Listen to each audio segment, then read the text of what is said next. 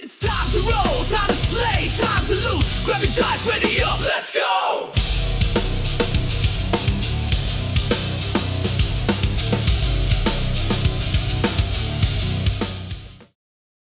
Previously, on the Chronicles of Celestria, the bridge fell silent, save for the hiss of steam and the crackle of cooling lava. Ash and smoke filled the air as the seven stood among the fallen, bandits, cultists, and the Talon commanders' crushed, blackened armor, gleaming faintly in the firelight. Zelentrus stirred, gasping for air as this cursed stone was removed from his hand, its carved grin still catching that faint glow.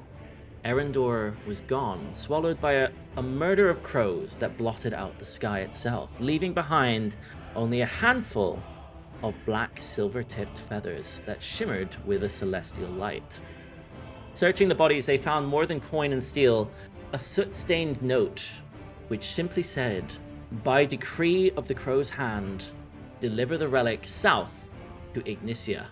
The Iron Sworn in Lava Crest will grant passage." They also found a forged trade letter bearing both the seal of Talon and that of the Lava Crest Council. And among all of this was a smudged dwarven script, half lost to ash, where only one word could be written, or read rather, with certainty. Shroudhaven. They pressed on through the volcanic wastes, the air heavy with sulfur and dread, when they heard a cough behind the rocks. A smoke mephit, who introduced himself as Ash, all soot and grin, offered to lead them to Lava Crest. The party followed and walked straight into an ambush. The air erupted in flame and wings, mephits shrieked from the skies, and a fire salamander tore from the lava below.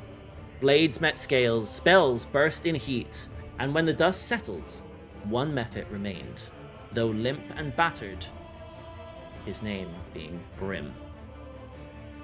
From trembling lips came the truth. "We eat the dwarves. Dwarf nest is north, but big dwarf nest is south." North they went, to an iron-sworn outpost where dwarven guards offered rest and wary shelter.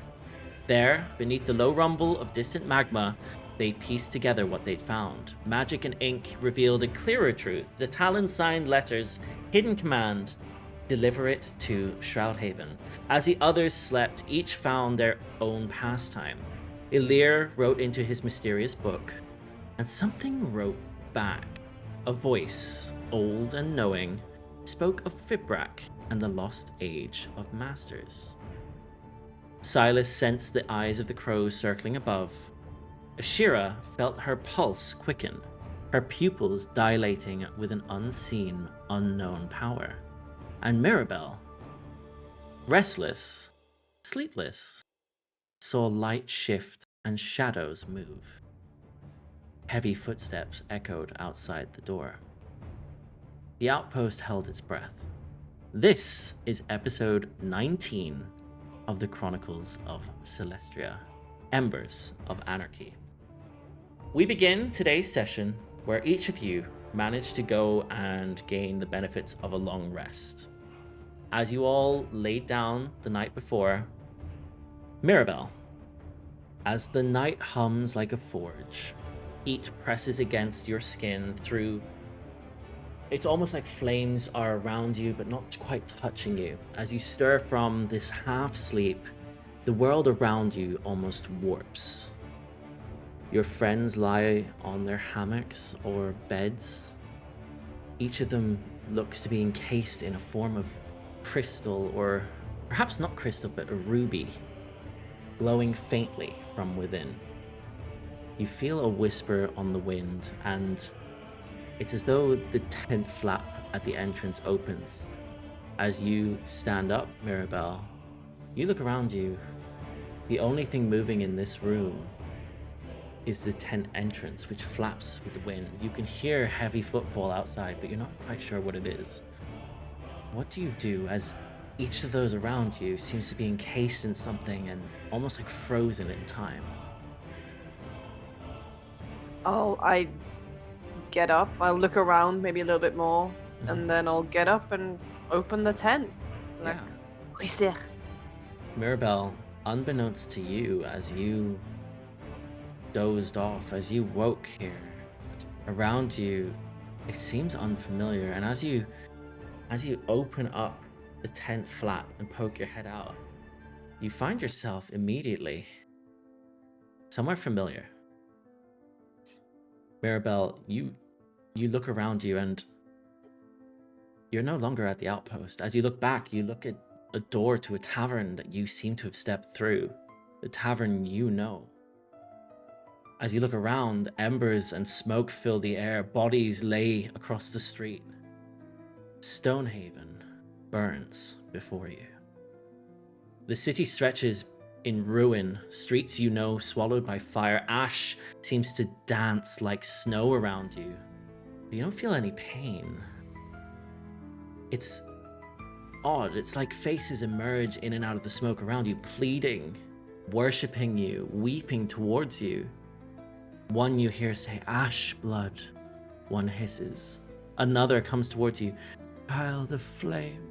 Another sighs with reverence as he goes past you, as these faces just keep appearing in the ash. And across from you, opposite this tavern, is a building you know all too well. The courtyard of the Second Chance Orphanage.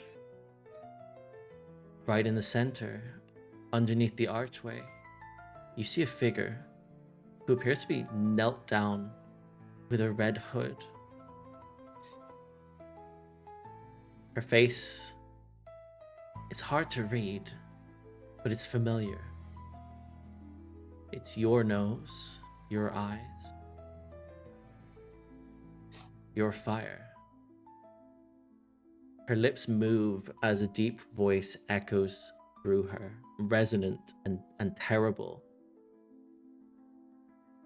"We gave you the spark.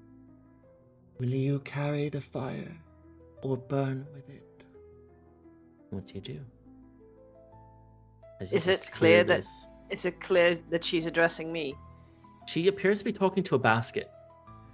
She's knelt down looking Okay. at the basket, but you can hear it as though it's whispered in your ears.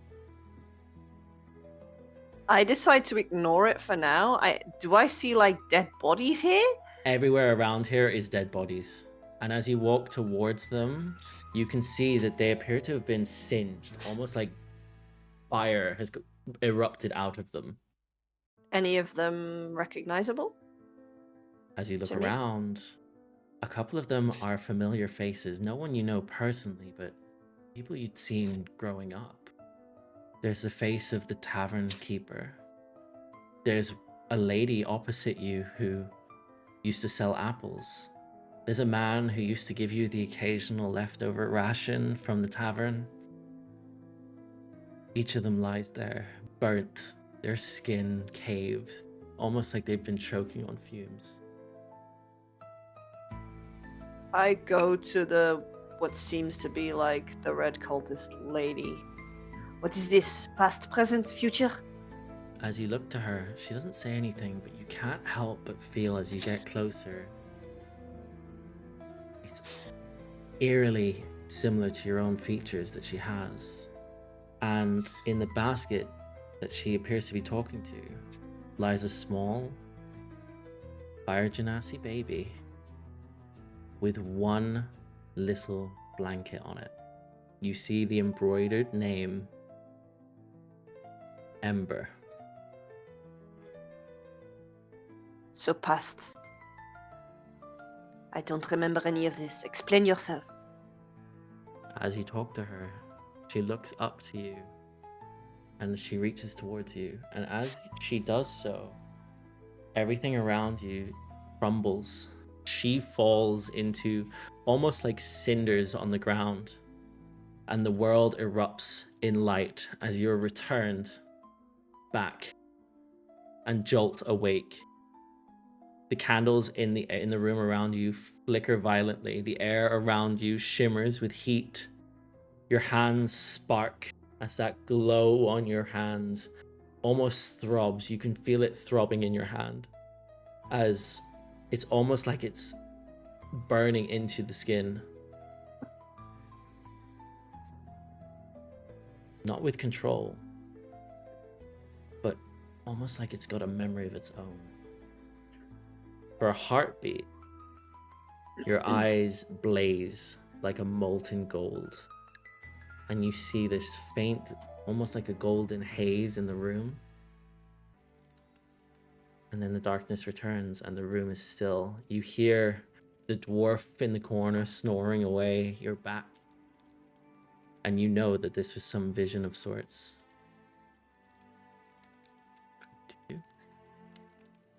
It's entirely unclear what this was to me. I mean, it could be anything, really.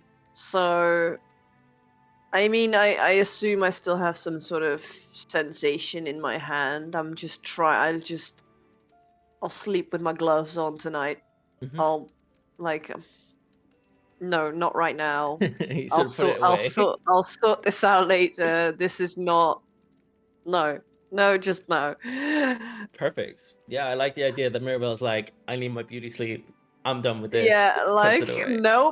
nope, yeah. Maybe Very, very nice. read my smutty book a little, try to forget things, and then fall asleep whilst doing so. Very nice. Very nice. And yeah, you all gain the benefits of a long rest. And as morning sort of creeps in, can I have a wisdom saving throw, please, from Diego? Oh. These go so well for me. Wisdom saving throw.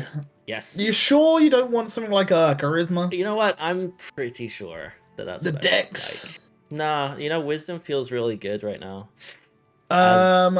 Big fat 10. With a 10.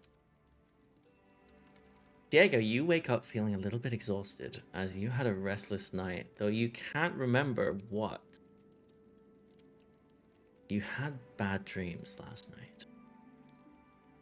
Have a level of exhaustion? You have a level of exhaustion. Oh, fuck, here we go again.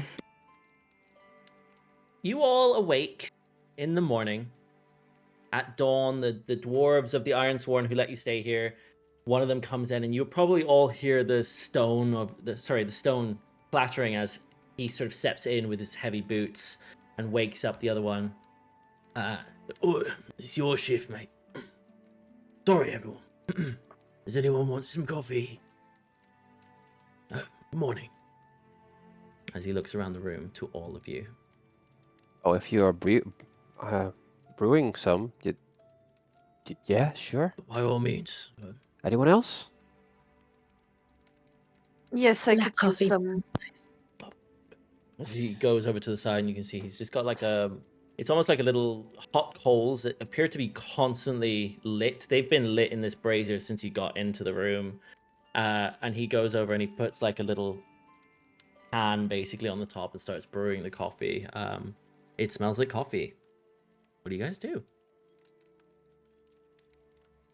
Ashira's gonna can I sit sort of out of sight of this dwarf dude?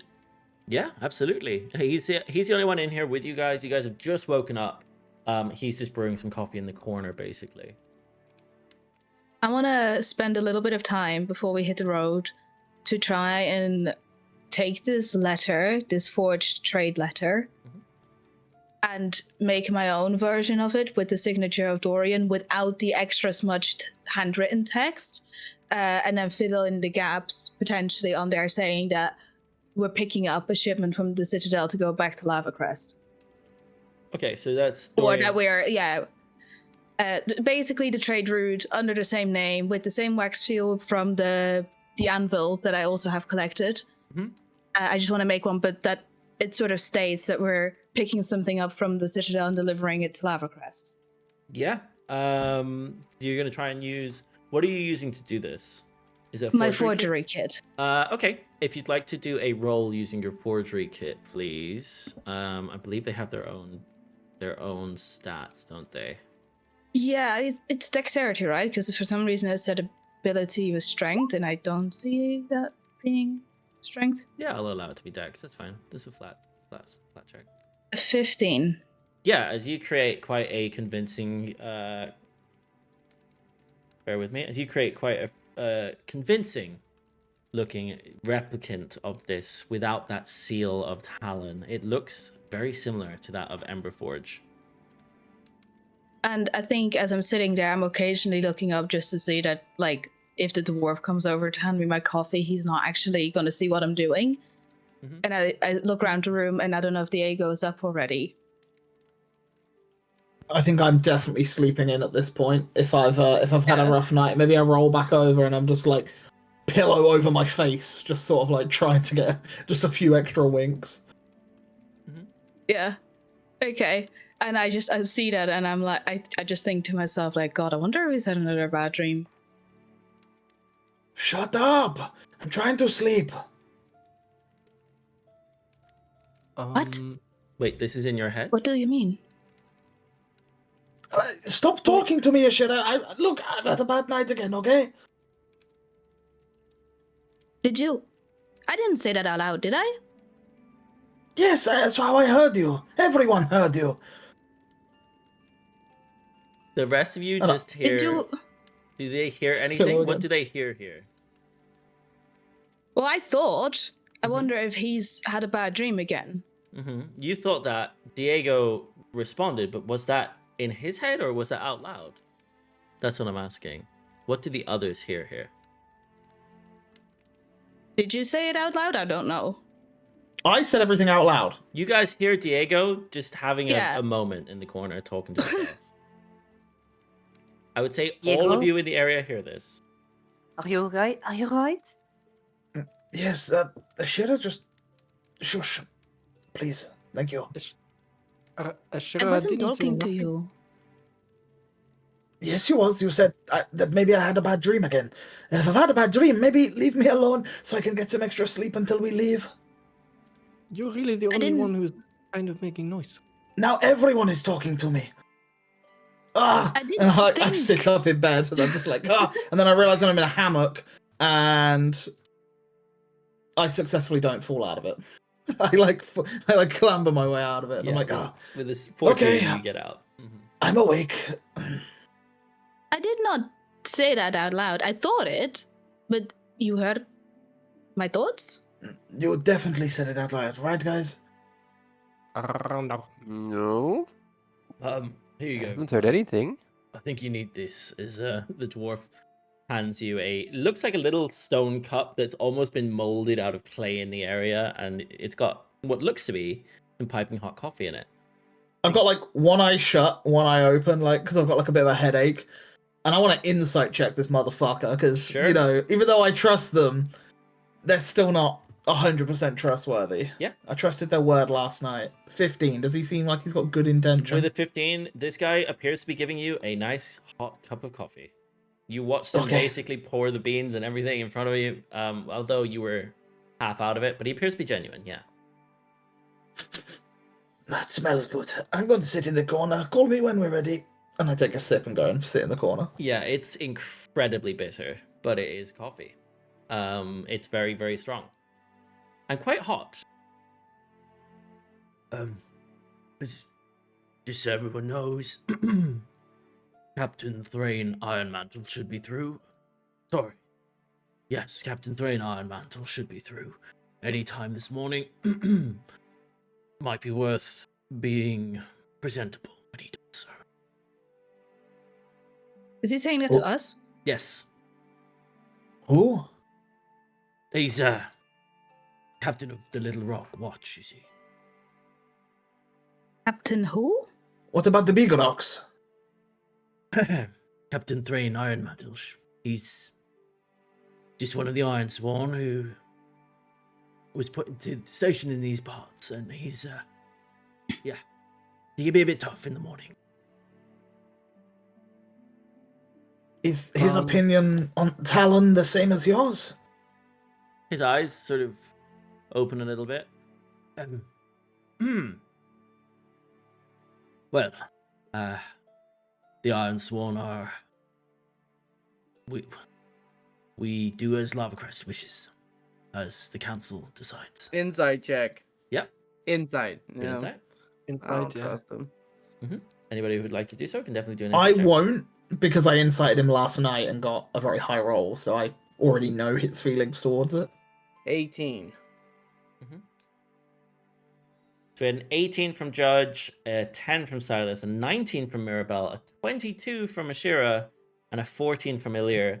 I will say everybody but Sylas. Sylas, you see him, and he appears to be telling this. There's nothing that looks a little bit off. You can't really make out whether or not what his true feelings are for it. The rest of you, you can all see he appears pretty genuine in what he's saying. It's clear that Lava Crest, he does what the Ironsworn command him to do, as he gets his orders clearly from the council he's just mentioned at Lava Crest. And then I would say that Mirabelle, Judge, and Ashira, as you all roll above an 18, you can see there's a bit of hesitance in his voice. It's almost like he feels a bit uncomfortable saying it, but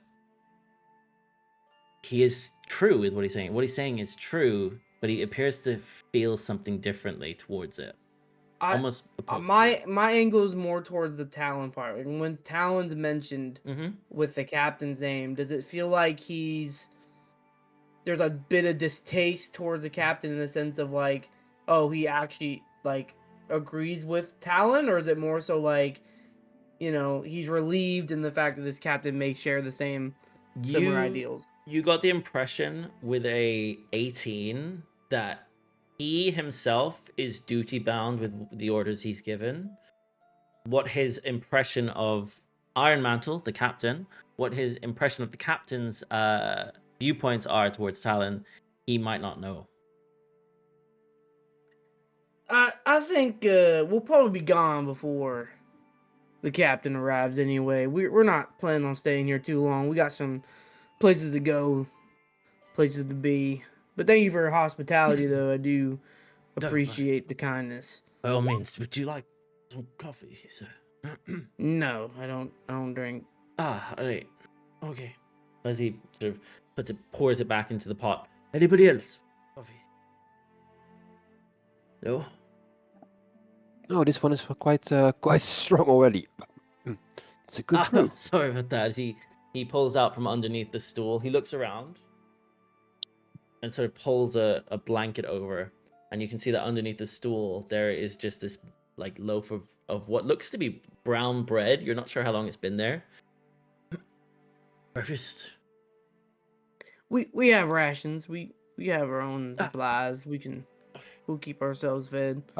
We shouldn't really linger around too much longer, honestly. We should probably be heading out before too long. No worries. Don't want to waste the daylight. Dude, can I see Zell? Can you see Zell? Zell, can he see you? Is he there? Yeah. Cool. Elirr will get up and kind of walk over to Zell with the book in hand and kind of look kind of hyper excited about it. And do you want to have a look at this quickly? Zell. Yeah, Elirr, what am I looking at? It's a book I was talking about. And I mean everyone that's around, they can hear it. It's not like whispered or anything. I think I made some headway. But I want you to have a look. That I didn't just dream it. And Okay. I stroke the back of the book. Yeah, you had Having heard what happened previously, as he starts to stroke the book, Zell backs up. Fuck off. yeah, as the growl sort of goes down, you hear this and then silent. Is this quite thing a safe? Yeah, it's Okay. You want to stroke it too? Just a No. short stroke. Maybe it will like you better. I'm good without giving it a stroke.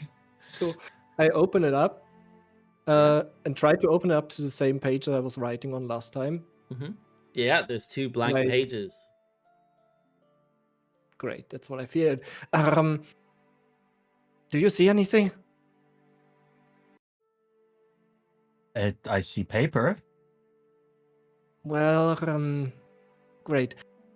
I wrote in yesterday, and it wrote back. It just seems to be gone now. I Why thought it don't would you? still be there. Why don't you write in it again? All right. Hello? You there? As you write this, with each pen stroke, or I guess with each quill stroke, as you guys, as you write this in, Zell, you can see on this book, there's lines, and as he finishes a letter, it disappears almost immediately. It slowly starts to fade, as if it's almost sinking into the book itself. And as you write, hello, you there, you get a response immediately, as just above it says, welcome back. See? Well, it works. And it seems like it. I have a feeling it might be my master's master. And I don't know how. Okay, and you've come to me because, in terms of things living in items, I seem to have a bit of a menagerie going on. Well, that, but you were also interested to know if I see anything. Well, I think it's definitely interesting and of note. Have you asked the book who it is? It's been a bit secretive, but it kind of hinted at that it knows Vimbrak and that it also knows that he would take apprentice. And it kind of sounded like he was more superior. Okay. And have you And asked... I just write in the book, are you Eldrick?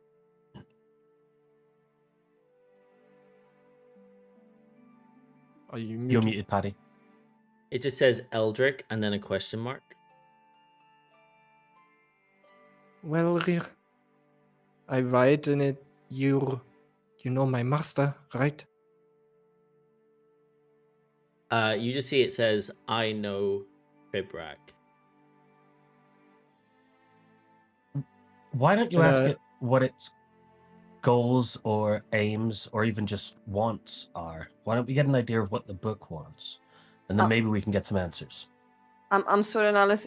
Did you say its name is Eldrick? Well, I thought it was, the way it talked about my master. I mean, you know It doesn't Eldrick. seem like its name's Eldrick. Ah, I was just saying, Eldrick is the name of Lady Silverwind's son. But never mind. Go, carry on. I mean, hopefully he's not stuck inside a book. That would be Well, he best for everyone. has been missing for a while. Yes, but imagine the stories he could tell, eh? And he'd take her just leads back. Well, Zell will say under his breath, I would miss not breathing. I guess I write in the book, what's your intentions? I chose to preserve my being in this book for Fibrak's successor.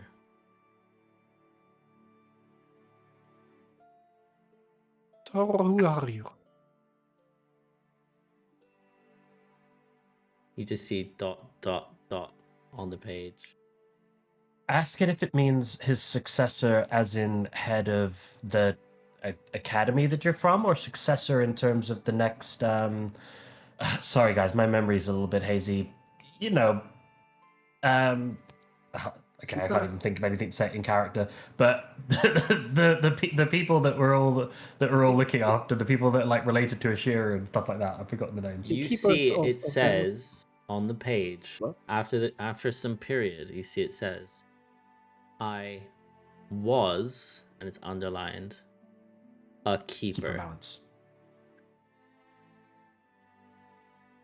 Well, I guess that's your answer. Wait, I'm really sorry, I'm just hearing this.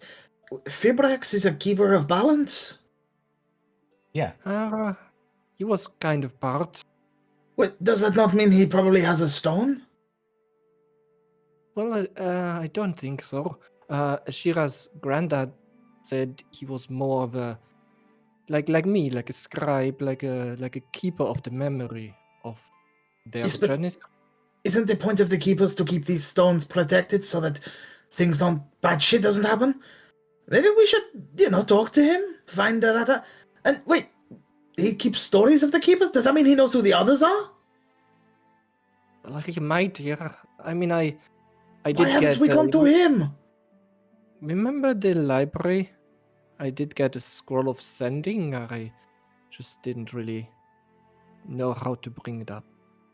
Elirr, do you mind? As Zell gestures for the quill. Sure. I give Okay. it to him. Zell writes in the book. Did you pass your stone to Fibrak?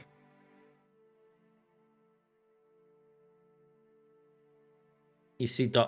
again, and after a moment, this ellipses follows underneath. It says,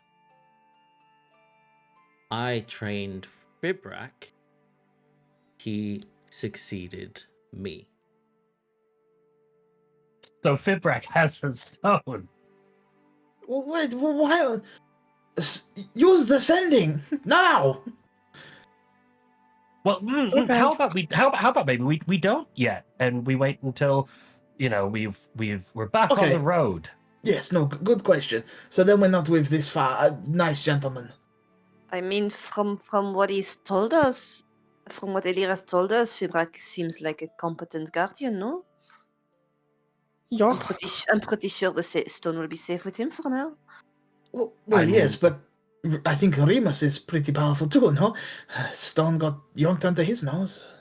We also thought that the stone. I imagine that the other location where the stone. We probably should be talking about this here, guys. Elirr, dear, do you have any crazy ex-boyfriends? Crazy Wait. ex-girlfriends? Oh, Anyone who's... is this guy Yeah. still here? As I point at the guy. Can I have a perception check from everybody, please? We could just kill them. 23. 23 from Elirr, and 8 from Sylas, and 9 from Ashira. Mirabelle with 22, Judge with a 9, Diego with a 9, Zell with 21. Everybody who rolled above a 20, which was Mirabelle, Zell, and Elirr. You guys can see and hear the occasional... It sounds like almost like footsteps on the canopy's roof on the top of this outpost that you're in. It's almost like you can hear what sounds like pitch patter of maybe birds' footsteps. I hear a bird. I hope it's a Ah. pigeon. Did anyone see crows or ravens last night? Yes, why? Well, I think there might be some above. Well, that day said they didn't leave because there were like a few of them. I closed the Zach- book Perhaps. and I put it away securely. Yeah, you do the leather bind that holds it down, and as you do so, you notice that there's a faint shimmer. I'd say that Zell, you also see this.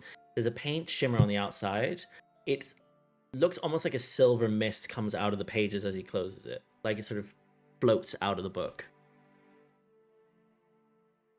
Perhaps it is time that we can move on and talk on the road. I thought we Yeah. were. You might have talked Okay, too well- much. Oh, sorry. Let's go. I've Before already the- been outside. I've already been outside, like waiting outside for them to catch up, and I'm Okay. just sitting out there waiting.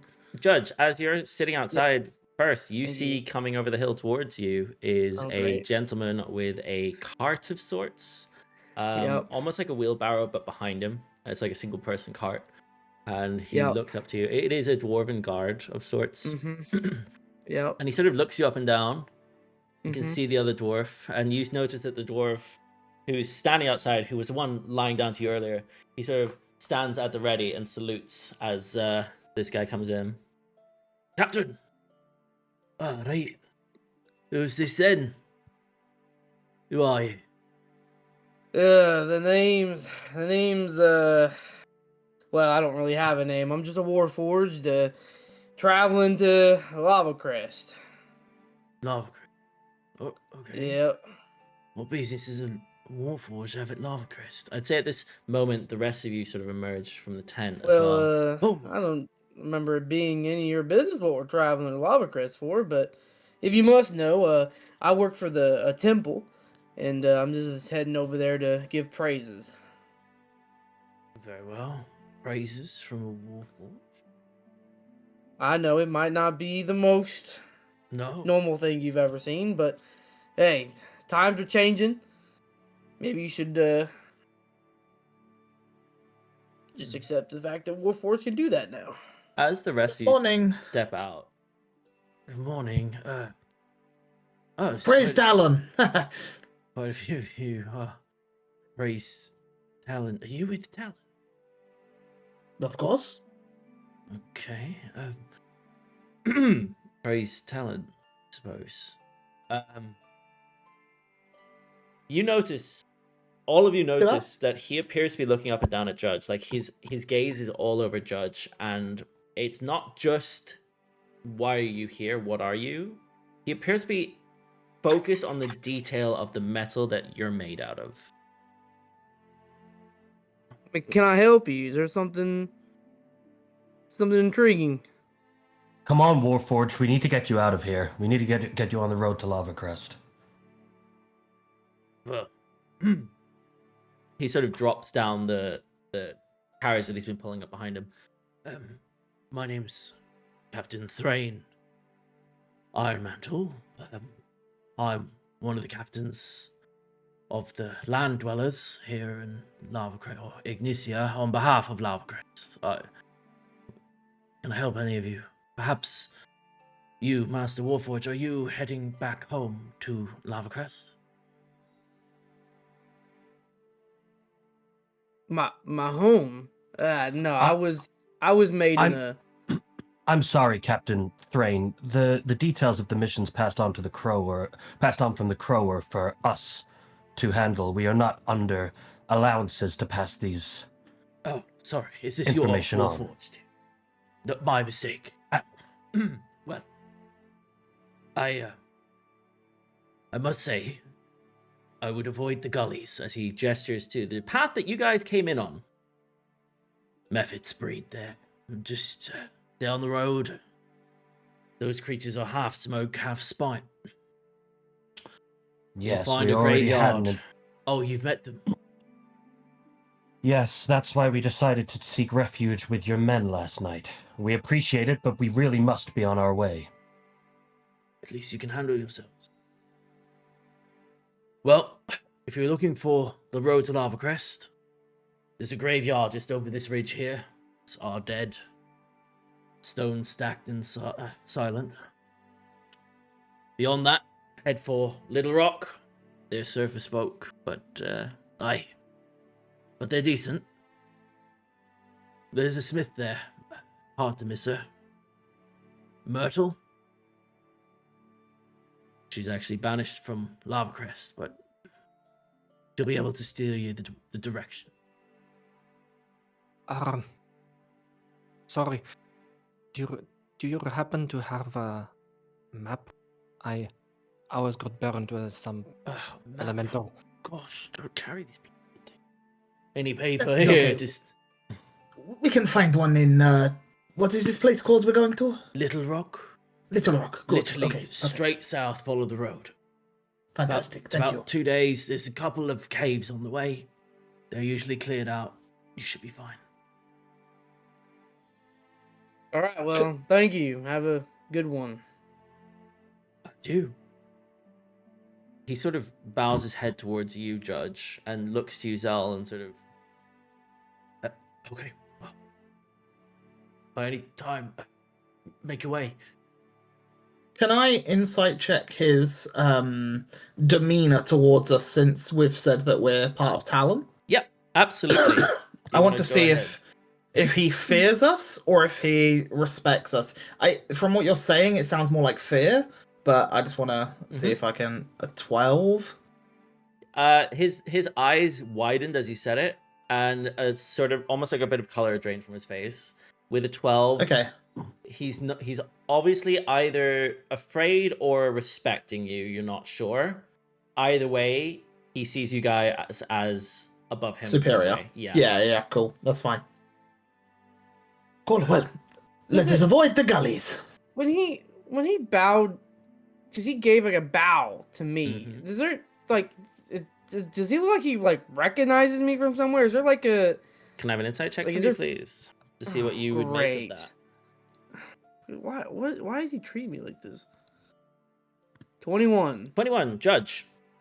The only time you've seen somebody treat someone like this is when the worshippers of the gods would bow towards High Priest Agathon in the cathedral. This guy appears to be giving you, it's almost like respect as he bows towards you. Why, though, you can't quite make out, but it appears to be almost like a respect or appreciation for what you are, or what you're made of, maybe? You're not sure. Look, let us go. Come on now, we've taken up much of this man's time. By all means. The road's ahead. Zell starts making a move. Yeah. Judge, very quickly, you saw that the way that man bowed to you, no? And he referred to Lava Crest as your home? Listen, I don't know. I don't know as much as you guys do. I don't know. Well, I'm thinking maybe there's more Warforged there. Let's hope not. Didn't you say that that lady in your dreams forged you? Maybe she's from there. Yeah, and did they not say something along the lines of, when we said that we were going to Forgeheart Citadel because of Hildegarde, the guards said, oh, so you're passing through to Ignicia. So maybe they are implying that maybe Hildegarde's temple is somewhere here in Ignicia? Right now, I'm gonna be honest with you. I don't really want to talk to Hildegarde for the moment. Wait, why? What happened? Well, that's a great time to have a argument. Well, let's just say the gods have been a little weird. I don't really get what they're after, really. She and Thistledown, I feel like, pretty much betrayed me, but I mean, well, for now, it doesn't matter. Right? Just know if there is something in Lava Crest, then I'll take a look. But for now, I'm not worried about it. I just mean if there are more of you and you were created here, maybe this is a perk for us. You know, this could be good. If there's more of me here, I'm going to be extremely worried as to, well, I don't know, but I'm sure there might not be more of me. I'm pretty unique. But if they're all like you, then what's to worry about? Well, if they're opposing forces, then yeah. Well, in layman's terms, we're fucked. You know. Also, not to alarm you guys, but should we follow Zell, or is he walking out on his own? We're following him. I assume that we'd left the camp before that conversation. We're walking and talking. Oh, in that case, I'm running. Mind you. Yeah, you're I kind of missed that. Zell will be a little bit ahead of the group as they're having this conversation, and looking back at the crows, we'll ask the same question again from last night, which you can get an answer from. In his head, are they yours? Is that you? Are you still there? I'm always here. That's not my crow. Are you okay? I am. But I wonder what speaks to you. We'll have to find that out together. Even I can't see the deception. It's as though you're clouded at times. Curious. At least we're on even footing in this case, then. So it would seem. You feel a slight smirk on your face. Ever so slight. Yeah, as you guys continue heading down this path, Zell, as you're looking around and you see these crows, you notice that a crow lands upon a boulder not maybe 10 paces ahead of you. And its feathers shimmer almost like oil on water, that sort of like glow of like mixed viscosities, and you can see that its eyes are really bright and reflecting the lava and sources around it, and it's focused on you guys. It's cocking its head, watching you without moving or saying much. What do you guys do? As you all catch up to Zell and you see him looking at this crow. Zell will kind of gesture out at the crow. How far away is it, and how far away is the camp? About 10 feet away from you, and you're about, I'd say it's maybe 10 minutes away. You're definitely out of earshot of the Okay, camp. that's fine. So as everyone kind of comes over, Zol address the crow directly and go, you do a lot of staring, but not a lot of talking. Surely it's about time we have a bit of a chat. You've been following us for some time. You see it cocks its head, looking as if the eye sort of matching all of you, watching all of you. And then, as you say this, there's a moment of silence as all of you see this, and you all just hear in almost like a dozen voices at once, men, women, beasts, whatever, you just hear, "The forge burns brightest before it breaks. Follow the fire south, and you shall find only ash."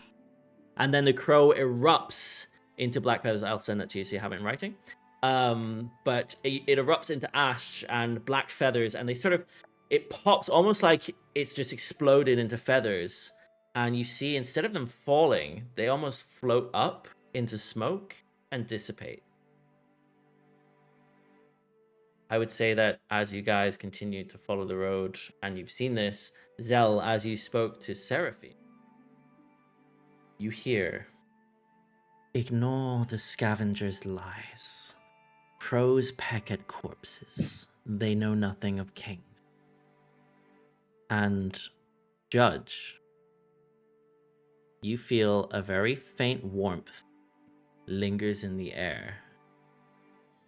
It's as though it's that warmth that you feel around you is similar to that of Hildegarde's light. And I would say you felt it almost like a pulse off of you. Like it was like an energy that emerged from you, like a heat. Can I have a perception check from everybody but Judge, please? To see what you notice in this moment.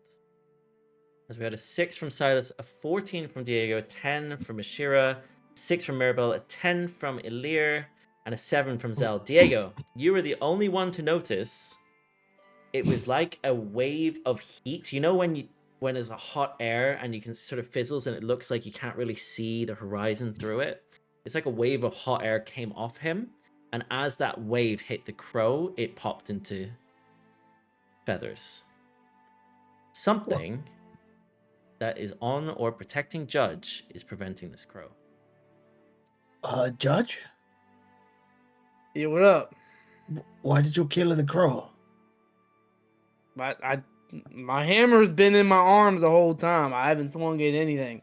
No, again? you exuded some sort of magic. I just saw it. Like a Listen, heat wave.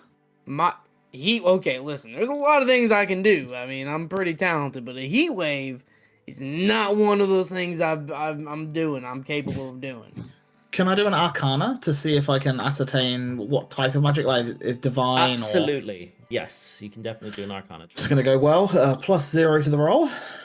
3. Yeah. You have no idea. The Judge's metal is a little bit hot. Cool. I what you felt. gonna do? Listen, I don't have heat magic. I have very limited magic capabilities, and that's really just gifts from the gods themselves. So, Well, you did something because it just popped. in my head, did somebody do something without telling me? Is something going on? You just hear, as you feel that same warmth that you know to be Hildegarde. Yeah. I watch over you, child. You have a strange way of showing it. Silence. Max, sorry, can I just get that first line of Seraphine's thing again? It was like something like, "Do not heed the bird's lies" or something? Yes, I will send that to you. She said, "Ignore the scavenger's lies. Crows peck at corpses. They know nothing of kings." Zell will say that out loud. So you all get that message. This place is just weird and getting weirder and getting weirder. Seraphine even- says Oh, go that ahead. isn't one. Seraphine says that isn't one of her crows. Okay. And well, Question then- remains: who is it? Well, The crow, obviously I would someone. imagine. Yeah, well, Well, if the we keep gods killing obviously every, don't. but if we keep killing everyone, every crow we see, we potentially never find out. Well, listen. In defense, I didn't kill this crow. The gods killed this crow. I don't know why. I don't know what they're stopping there, but obviously that crow wasn't normal to begin with. So I don't know. From my understanding, and this is some part assumption, some part just what I've gathered over time, there was at one point when maybe the crow, maybe the followers of Talon in general, seemed to have some form of relationship with Seraphine. I don't know what that relationship entailed, but she holds a grudge against them, or she holds something against them. These crows, they seem connected to her, but they are no longer hers. So Could you not ask her about this relationship? we Want are to ask- making Want to ask the god of progress. seed? Well, this is the thing. I know that you don't necessarily hold much faith in her, but there are things going on. The thing that happened at the stone the other day at the bridge, that was not her. And we are both working to find out what that was, but we're on a somewhat even footing with each other now, but I don't think she's going to be completely open with me about previous dealings. It's just not in her nature. I'll So, take what can I I- can and I'll pass it on, but So, can I ask, What- yes. what happened with all the fuck the gods stuff and you can't trust them? Like, you seem friendly with them now? Them Trusting is a them? strong term. Seraphine.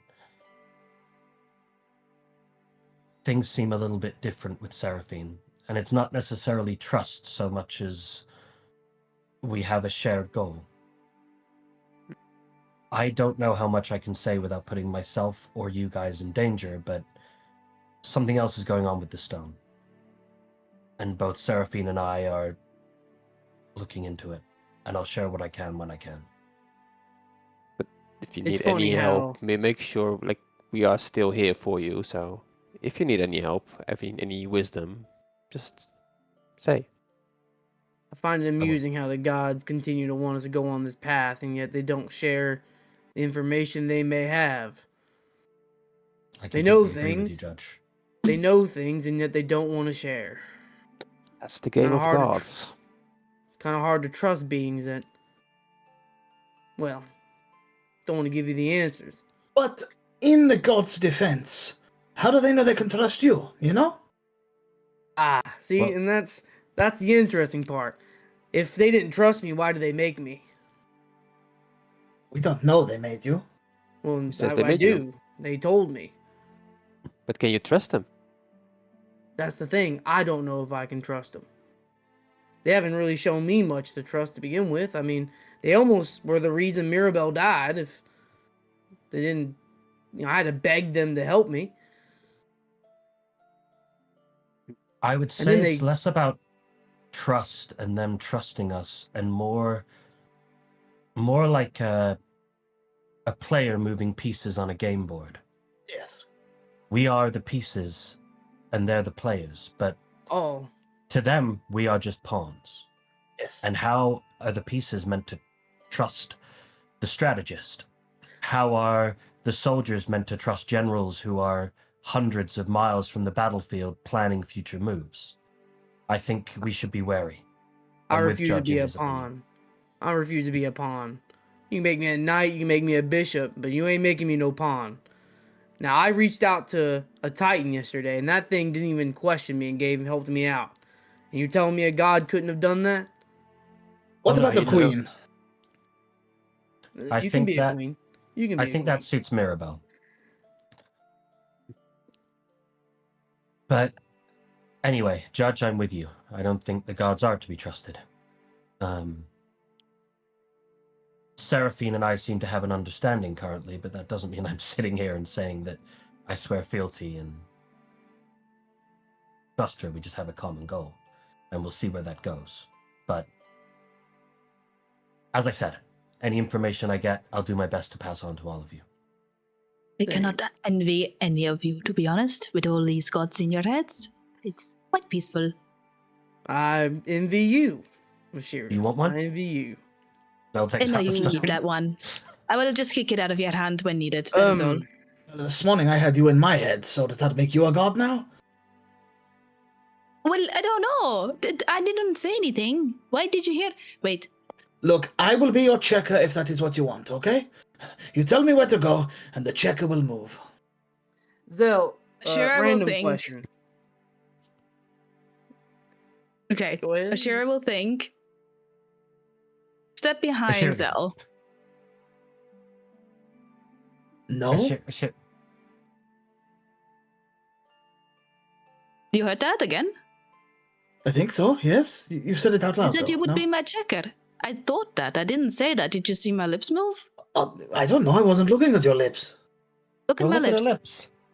at her lips. Okay. Dance with Mirabelle, she thinks. It's not an appropriate time to do so. Your lips did not move. Well, then you can hear me.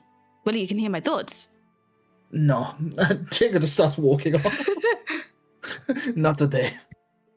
Zell will think, Diego, can you hear this? As you do so, Zell, you just hear, you don't have. From Seraphine. Oh, so it's going from... And Zell will say this out loud, and just, oh, so it's going from... to... Well done. Gotcha. Okay. Ashira will think to like direct it at Zell. How about another voice in your head? Another one? Did it work? Yeah, it worked. Thank you, number 4. Oh, well, don't get used to it. I don't even know what is happening, but... I like it when you say things out loud, Ash. Question to DM: What does the road ahead and the skies look like? Okay, great question. You guys are currently where I'm pinging at the moment, at the foot of what is basically a hill next to a mountain. It's not a volcano. There is a volcano behind this, but there is a smaller sort of mountain, and you're sort of on the outpost there. Ahead of you, you see a tall landscape of black rock. It looks like almost volcanic ash has been so prevalent in this area that it settles in the air onto the ground here as like mountains. It looks like dunes of black ash almost on the ground. There's volcanic ground around you. There's trees, but they're all bristle, burnt, and leafless. They look lifeless. You can see that there's the occasional sort of dip in the road where it looks like either something has fallen or something has stepped. Maybe lava is cut through here.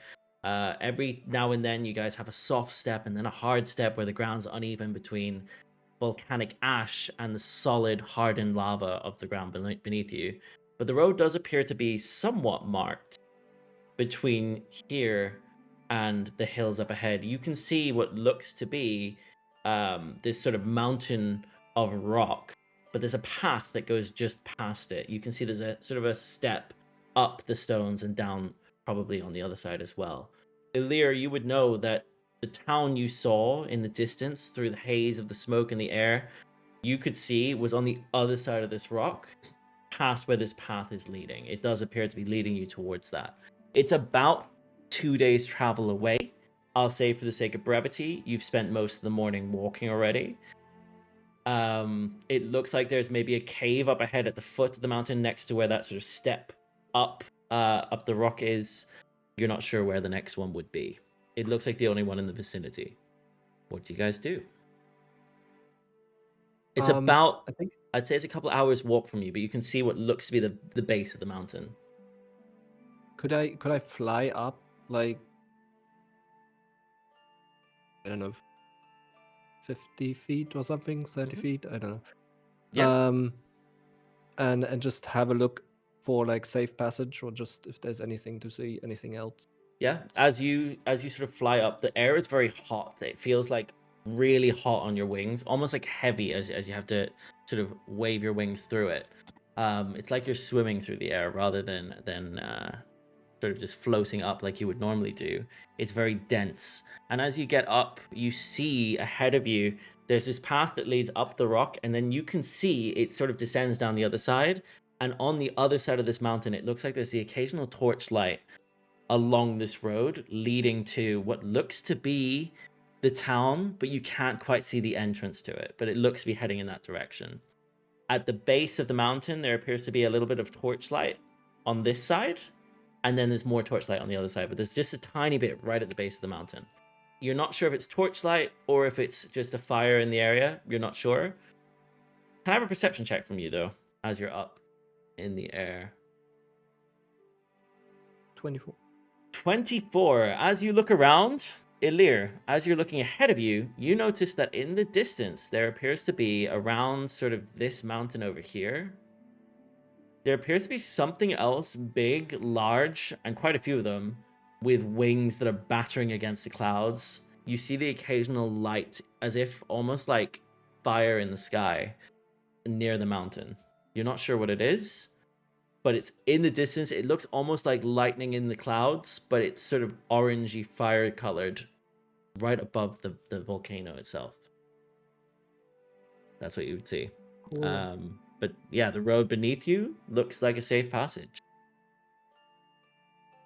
And other than that, just clear skies. There's a nothing couple of rocky areas to your left. There's a couple of those sort of gullies that look like they've got little moving things in them. You're not sure what the creatures are, but there's definitely something down there on either side in sort of dips and gullies. There appears to be some lava that moves. It's hard to tell whether something's moving in the rivers of lava, but there's quite a few of them. And then there's the occasional just spout of fire every now and then, almost like a geyser of flame coming out from underneath around you.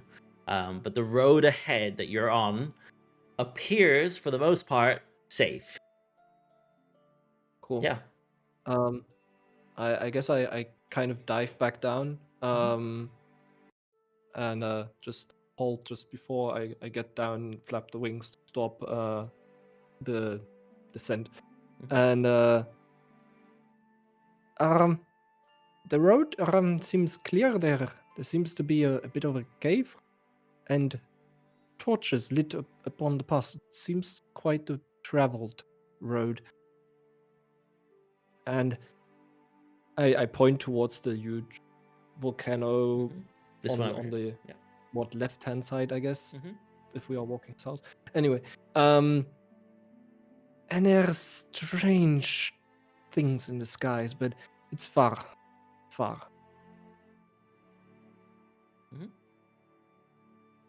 Okay. Good spotting. Maybe you should lead then, Elirr, as you've seen the path. Sure. Lead the way.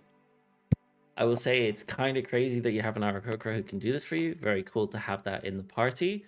As you're leading the way, can I have a d20, please, from Elirr as you guys are heading along this path? 40. A 14. What do you get with a 14? Okay, here we are.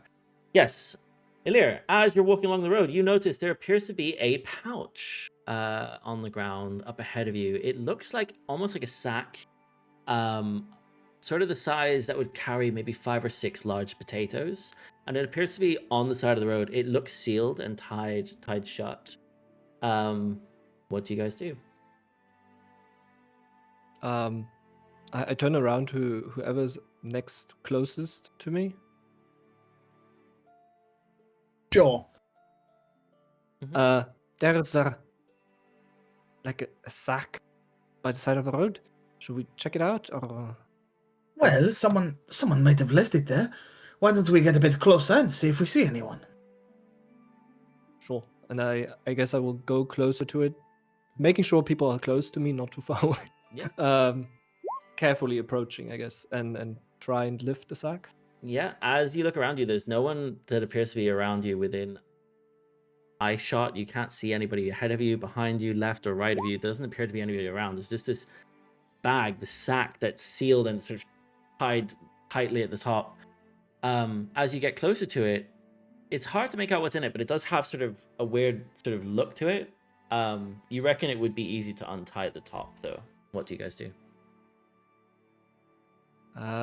I guess I poke it a little with my foot, and then I pick it up and untie it if it doesn't move. It's very heavy. It barely moves, and it kind of hurts to poke with your foot. It's almost like you're kicking maybe like a helmet or something. Well, here it grows, and I. What's in the bag, Elirr? What's in the bag? You open it up? I open it. Cool. Yeah. As you Is it a open, body? as you open it up, it appears to be a helmet of black steel. You can't tell exactly what this is. However, bear with me 1 second. As you open it, there is it looks like a black steel helmet with sort of maybe some fine detailing on sort of the trim on the edges. You would recognize this as being something maybe similar in material to that of the crushed armor plate that you saw on the Talon Commander. It appears to be light material. There's a certain magic energy coming from it. You can't determine what that is. But it looks to be about the size fit for maybe a dwarven head. What do you do? Looks similar to the the Talon Commander lady I crushed with the gravity. Kind of looks like she lost a helmet. Well, You mean to say this is hers? if you did It that to looks like her, woven. I don't know. if you did that to her all the way over there, that gravity's really got some pull, huh? That's the effect of your catapult? Gee. Well, this would go great with the catapult. Well, there you go. Can I inspect it like do an Arcana check or something? Absolutely, yeah. You can do an Arcana check. Come. As you look at it, with a 13, it does appear to have some magical energies coming from it. What really stands out to you is that there are some gems on it that look almost like maybe fire encased in it itself, and some other opals as well.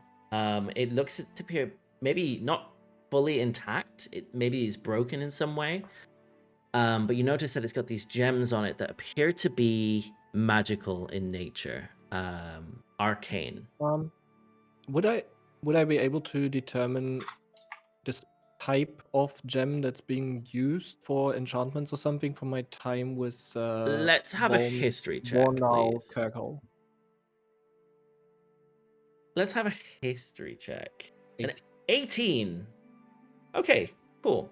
What you see before you is a helm with that sort of light black material, that iron-like black steel, which has in it 2 opals, which you would know is a component for a spell known as Daylight. And in the center, right at the front, is a fire opal. It's large. Any guesses what fire spell that could be a component for? Fireball! It is a fireball.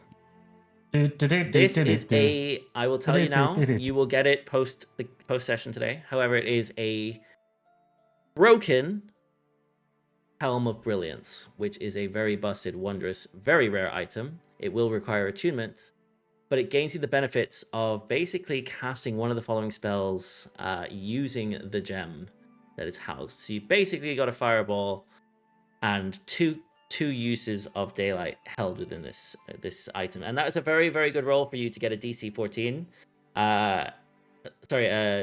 To roll a D20 and get 14. That was the roll for today. So you've got a Helm of Brilliance. It's cracked and broken. Do you guys take it with you? Cool. I'll share that information with the group Nah, I and throw hold it- it out. I throw it in Anyone the want to trash. carry this? But it seems a bit broken. Oh Just no, put the it- helmet. It's broken. Put it in the bag. We have a bag of holding, no? I'll There just we go. hold it open.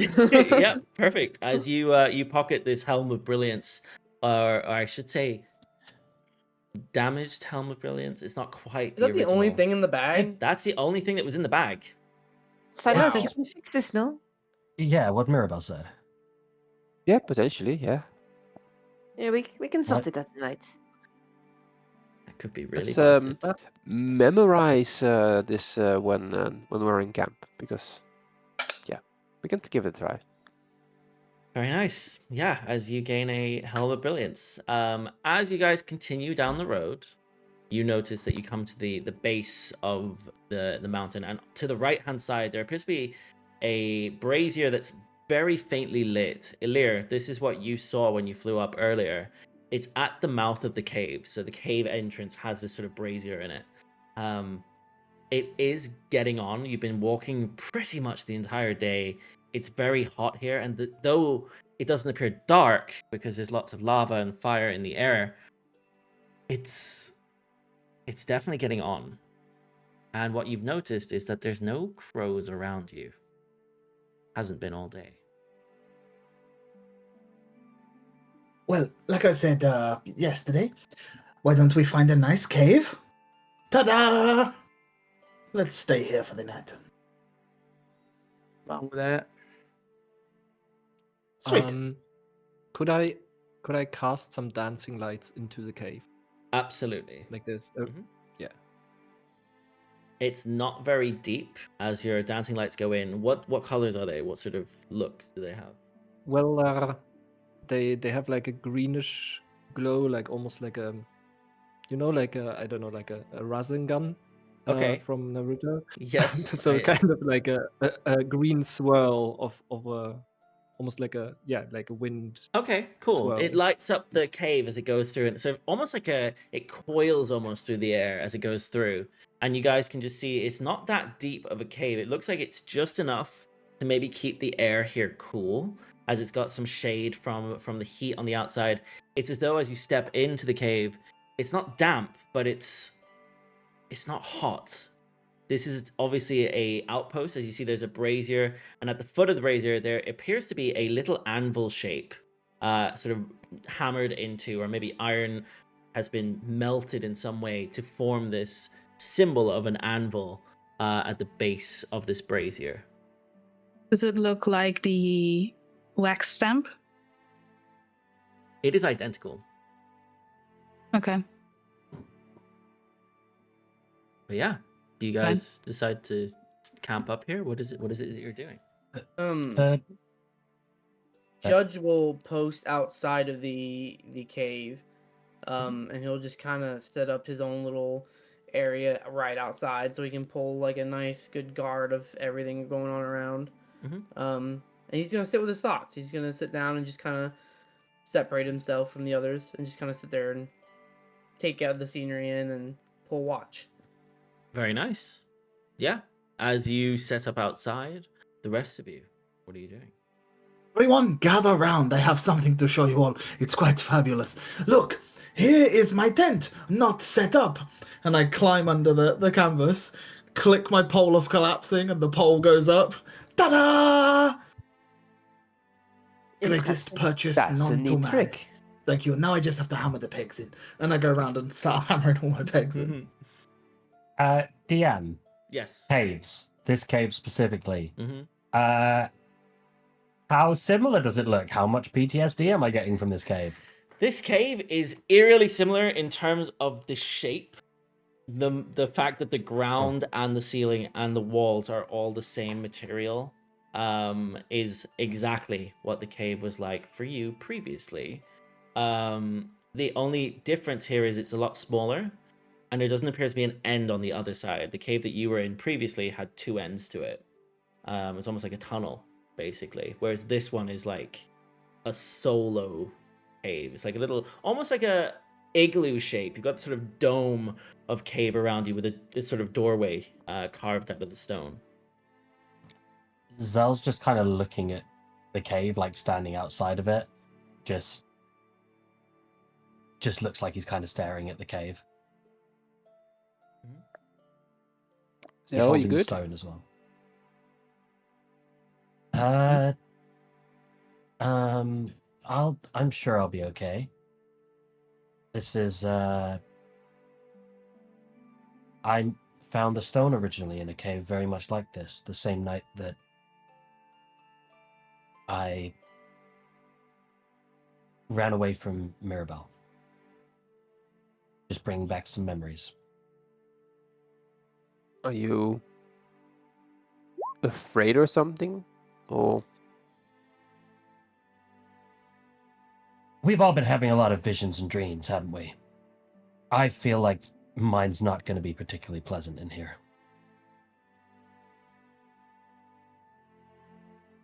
okay? So, Takes a deep breath and walks in. Maybe I can help you a little, Zell. Come here. Is that okay? So goes over to you. Come to Diego. Are you just I'm out of my tent. I'm out of my tent. Stood outside. Arms out. Come here. Come into my tent. Arms Zell out. walks over to you. Come here. Zell gives you a hug, thinking that's. And I'll just press his head towards my chest, and I will cast guidance through my blessing once per day to see if the guidance can give him at least a moment of respite and a moment of clarity in this moment, to see if it eases his mind and the thoughts going in his head. Yeah, as you feel this warmth radiate through you, and it's not just the warmth of the hug or the area that you're in, it's almost like a coziness that you feel that sort of radiates through you. For a moment, not that you're hearing voices constantly, but it's like silence. Just for that moment. As, yeah, you feel this sort of energy radiate through you. I would say that, Diego, you notice that as you hold him and you feel this glow on your chest, Zell, it almost radiates through the cracks in your skin. You feel that almost glow of radiance through the sort of ASMR cracks that you have. Slight purple glow. Interesting. And I think as this moment is happening, Diego doesn't know, but Diego says, "It'll be okay." But it doesn't come out in common. It comes out in celestial.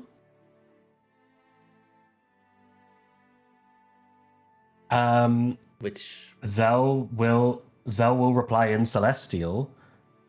Maybe it will be. very nice. Yeah, nice touch, guys. And then Diego releases and lets him go.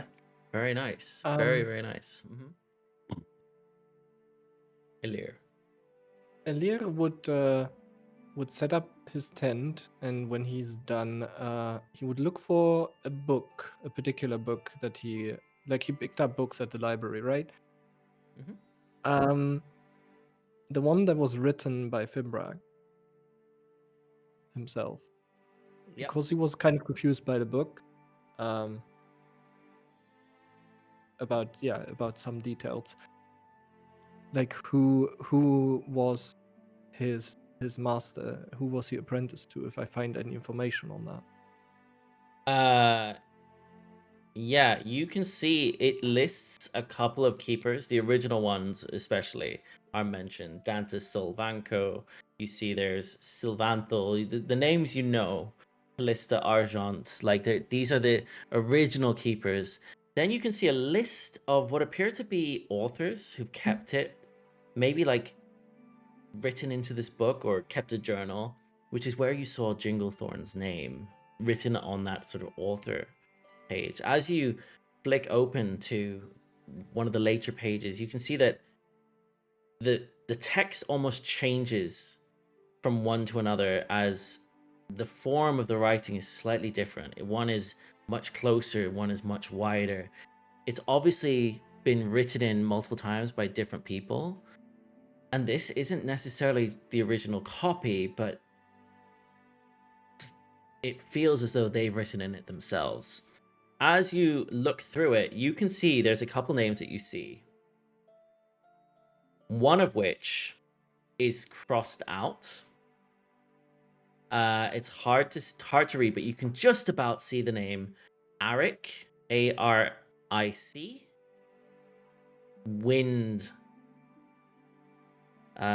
Windrider. And Okay.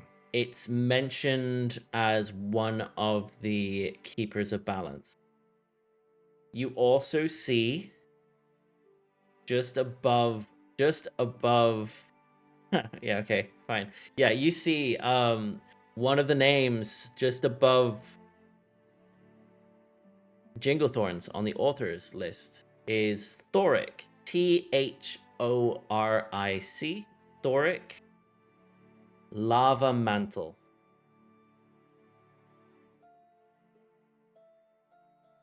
That is what you see. That looks to be the most recent one, or most recent author before that of Fibrak. If anyone's watching Elirr, like he's kind of sitting at the entrance of his tent, and he stakes out the scroll of sending, and on a different piece of paper, he's just like starting to write down like different ideas of what he could send, so to speak. Yeah, and then he's mumbling to himself about the codex and about Talon and Keepers of Balance and needing help. Yeah. Yep. You guys would all see that he's basically mumbling to himself and trying to read and going through this book. What are the rest of you doing?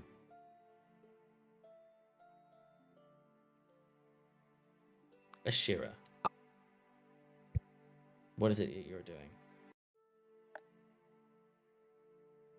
Ashira has done a loop, I guess, of the cave.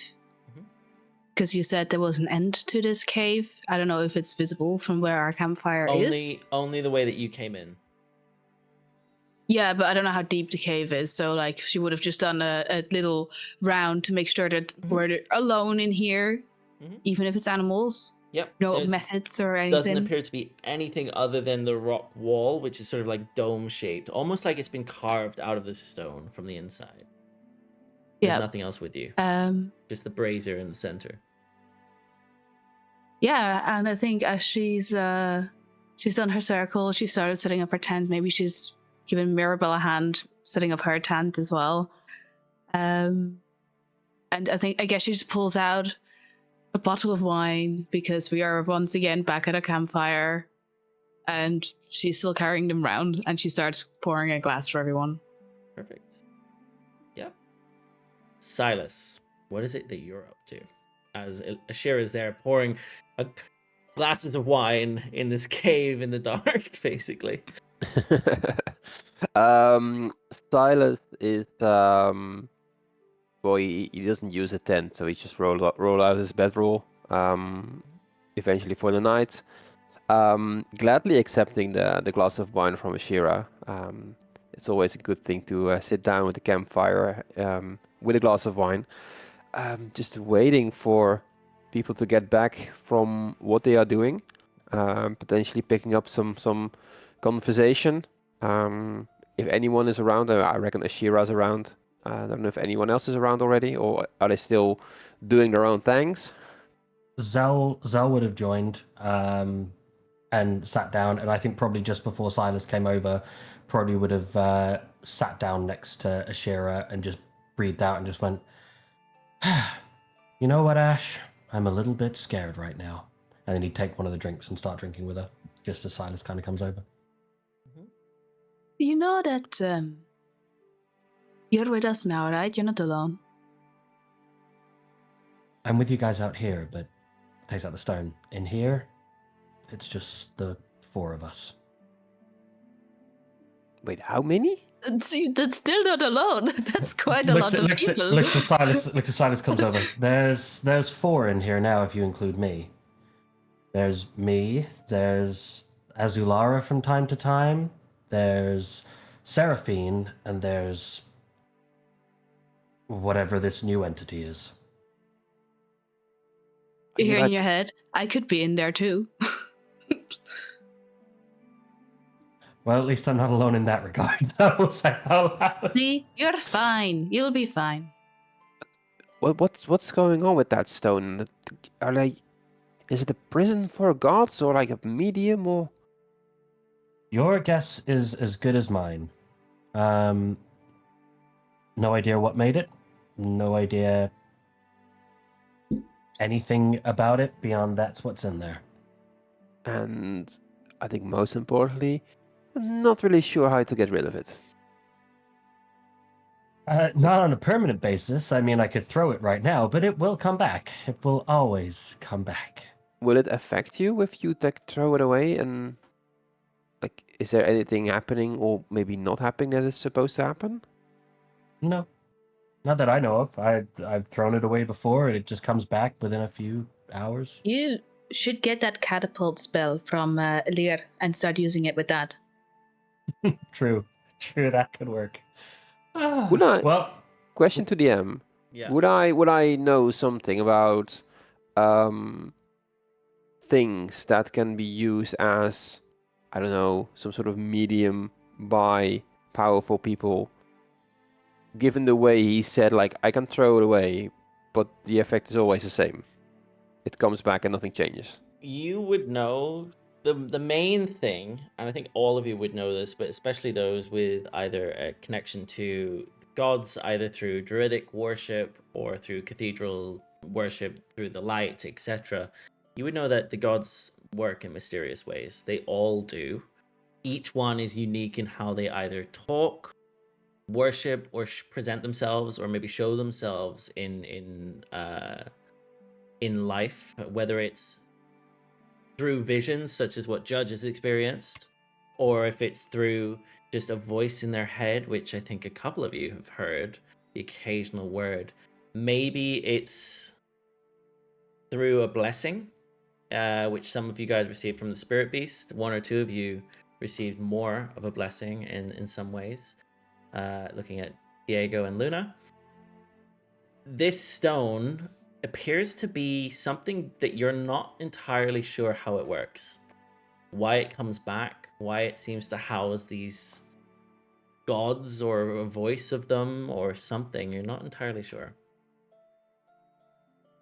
You know, don't we all have a thing like that? Thing like She what? pulls out that rock and your anvil and Diego's compass. Don't they keep coming back into our pocket? Hello, Yeah, is there a god in here? I have a compass. But Do you didn't not we have a like compass? technically we were given those things by okay, we don't know the person, but No, but maybe he found them in the cave too. we should ask him the question, and then when we ever find him again. I don't know. As you He guys seems suspicious. As you guys are having this conversation, Mirabelle, what is it that you've been doing? I'm listening in. Was that a sound effect? I'm just listening in to the conversation. I'm also, do I still feel that, oh, first of all, I would have given the helmet to Sylas before I forget, so he can maybe fix it. Would I still have like a burning feeling in my hand or whatever? It does appear to still be there. It's not as strong or potent as it was this morning when you first woke up, but you can still feel, it's almost like you've burnt the skin on your hand, if you know what that feels like, or that you've scratched it. It's not painful, but you can feel it when you open your palm, like it's tight. You can feel it there. It's still there underneath the surface, as if waiting to come out. I'm really confused about all the things that are happening. So I would try to like get a reaction to come out. I don't know, I could be staring at the fire. I could be, scratching it a little. Maybe I got like some, I mean, I assume I would have some sort of hand lotiony thing in my pack somewhere that I'm Definitely. trying to rub on there. Just trying to get a reaction, because sometimes, I mean, that maybe I produce flame once or twice. As you produce flame, which I believe is a cantrip of yours? Cantrip, yeah. As you Yeah. do so, as you do so, you just hear in this almost like an echo of what you heard in the night prior. Just that voice, like the clouds that were forming and the faces that were forming in the ash. You just hear ash blood and child of flame, like as almost like it's coming from the fire itself, like it's talking to you. You hear it echoing again. That's about it. Yeah, that kind of frustrates me because, yeah, I know I'm a child of flame. You don't need to tell me this. So I guess just after a while, I give up and I grab my book, I join the conversation. I'll gladly accept a glass of wine that Ashira is passing around and just hang, maybe ask what we're going to do about watch tonight and just engage randomly. Perfect. And Elirr also walks over with just a couple books under his arms and just like kind of a bit packed, but yeah, trying to sit next to the people and just, as he's kind of rummaging still, talking to himself a little bit, but Yeah. listening to what people say. To all sit by the fire. Judge, you're standing outside, and I would say, Judge, Yeah. you see the occasional crow in the distance. And as they sort of fly in your direction, they get about maybe 20 or 30 feet from you, and they just seem to puff into smoke. It's not constant. They're not flying at you constantly. Yeah. But it's as though when they get to a certain distance of you, they just sort of dissipate. They're clearly not actual crows. They're some form of shadow or energy, and it keeps flying over towards you with just feathers and then smoke. Yeah, I'll just be watching all that happen and keeping an eye out for any other weird thing going on, and I'll like my other ear be listening to what they're talking about inside the cave. But yeah, I'm just kind of enjoying the night. I'll Judge is gladly would sit out there and all night and just kind of be the guard for them. And he'll just be asking some questions in his head throughout the night, but other than that, he's just gonna be relaxing. Perfect. Diego will eventually meet up with the gang, and he'll sit beside Zell, and he passes him a small bottle, and he just says, maybe take one of these this evening, might help. And he gives you one of his sleeping tonics. Very nice. Zal thanks him and cheers him. Not with the sleeping tonic, with the drink. Yeah, don't drink it now. No. And then he takes a glass of wine for himself as well and takes a sip. Perfect. And I think that's the perfect place for us to take a quick 5-minute break. So we will be right back. And we're back. We've all got some drinks and refreshments. We're ready to go. Snacks and whatnot. Guys, we all just sat down by the fire. Ashira's been pouring everybody some wine. As you're sitting here around this brazier, which is lit with a flame, we'll say it's sort of like a campfire. It's like a short brazier with that mark of what you would now know to be Lava Crest, or rather, the Council of Lava Crest, based on the letter that you saw earlier, Ashira. As you guys sit here, what is it you're doing? As time is starting to pass, Judge, you're standing outside, but you're just at the entrance of the camp. So you're still in the conversation. It's not that deep into the cave. What do you guys decide to do?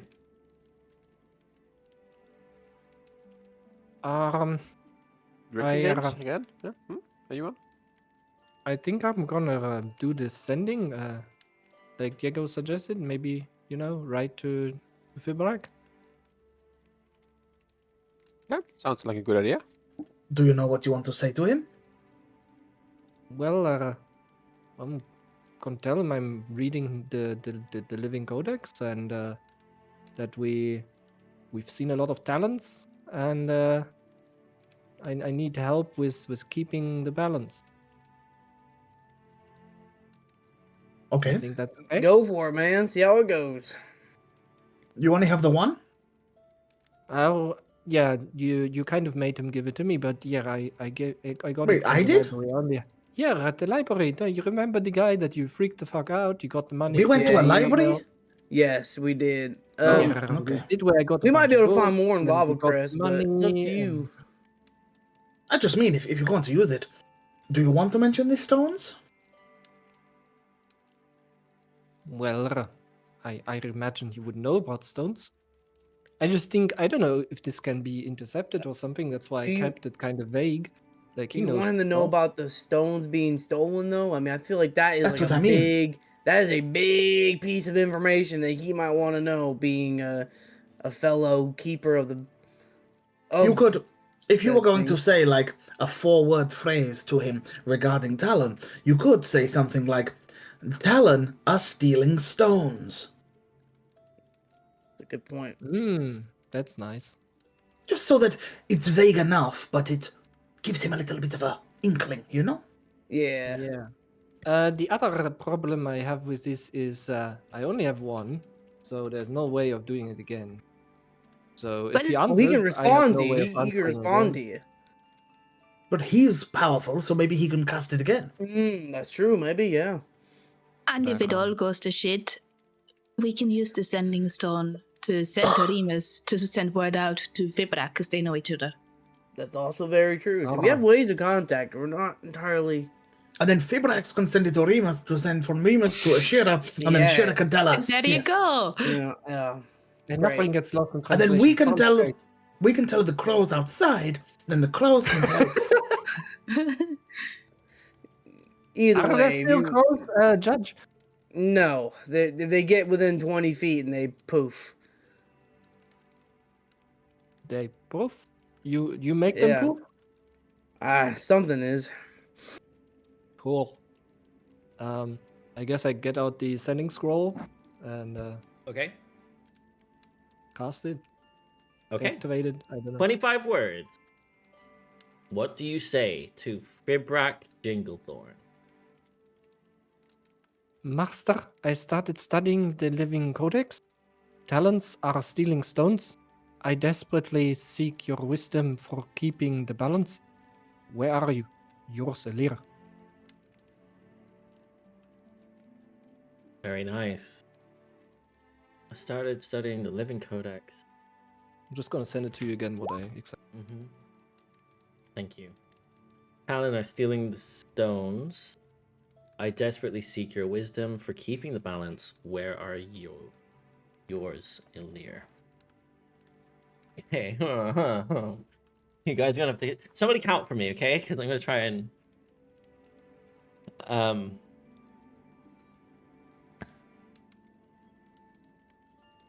Elirr, the balance trembles. But hold steady. The spire is sealed. No thief nor talon shall breach it.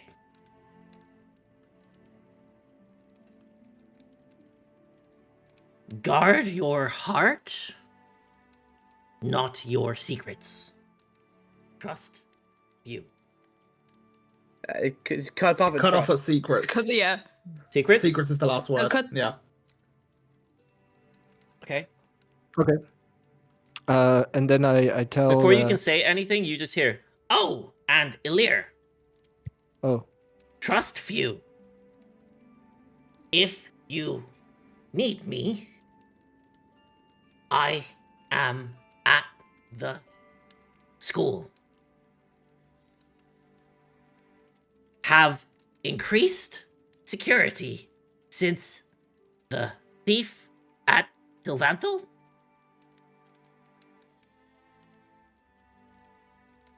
Speak to you soon. Hopefully, You're doing well. If you know how sending works, he's just used it back. Immediately. Do I have to, like, I guess my next words are the ones that get sent back to him? Is that how it works? Yes. 25 words. Cool. As I guess the rest just see Elirr thinking to himself for a little while. Yeah, you guys didn't hear that. You just see him thinking. Do you need to respond? Don't say yes or no. Just You just see he's I'm starting to realize this guy is just freaking Dumbledore. It's making me so mad.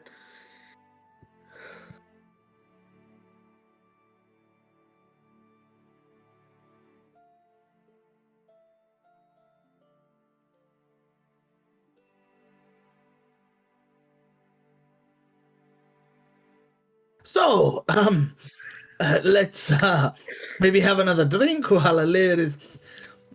I don't know what he's doing over there, but pondering. so let us say Fibrax gives us information. Useful. Is the place still to go to Lava Crest?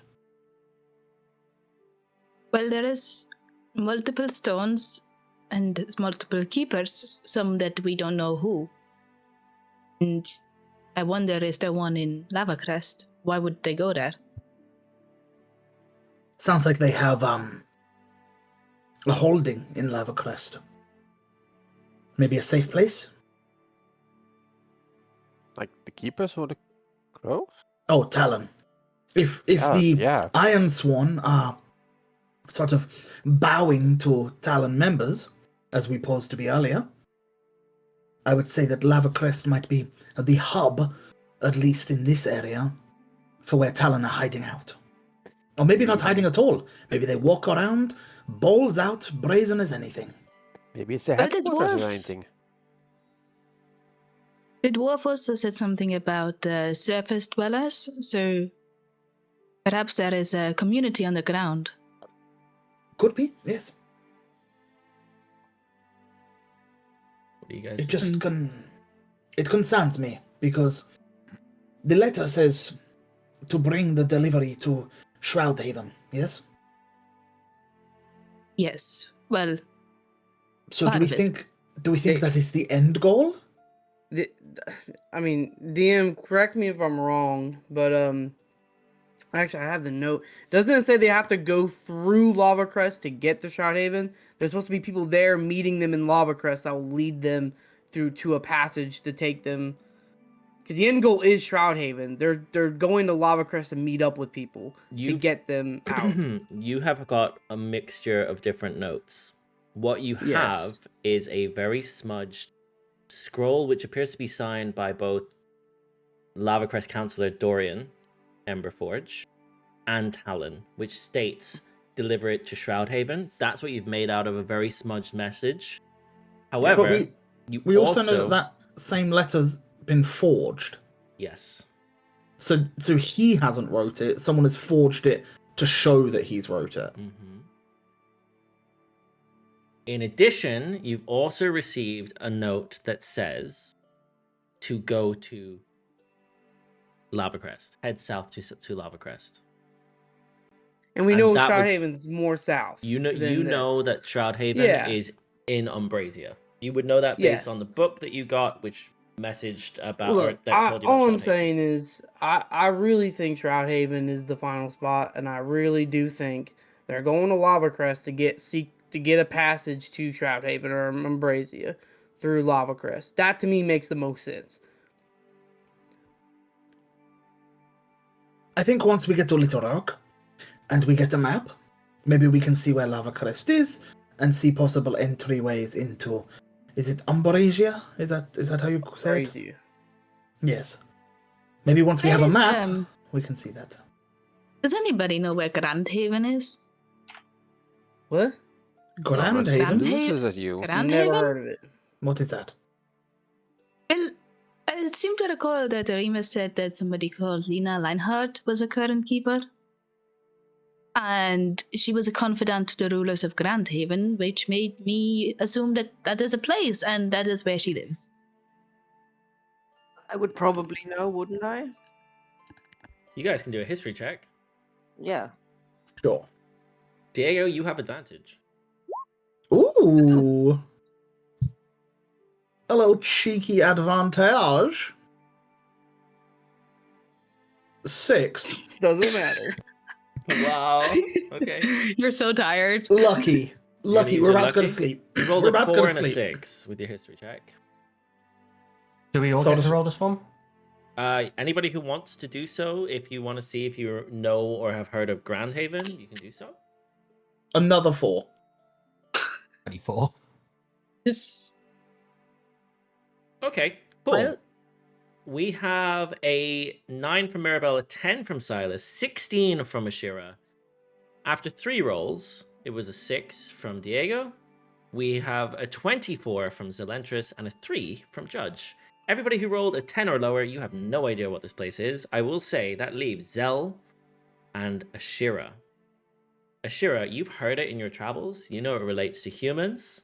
Zel, you had a follower who came from there. They were part of the Creed. You know that Grandhaven is said to be the capital city of the humans on the continent of Triumvira, a completely different continent to where you are now.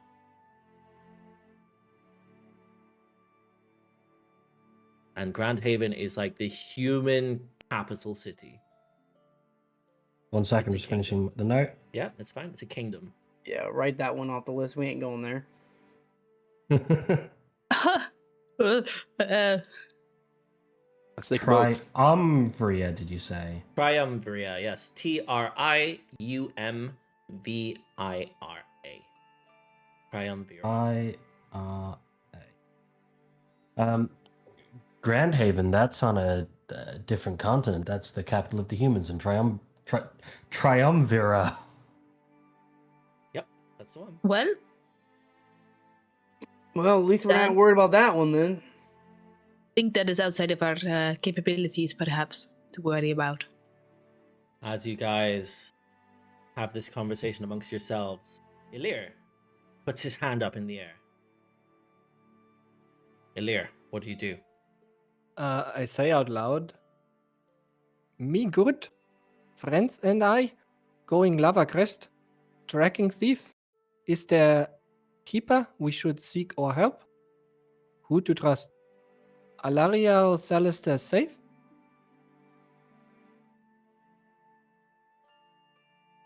At 25?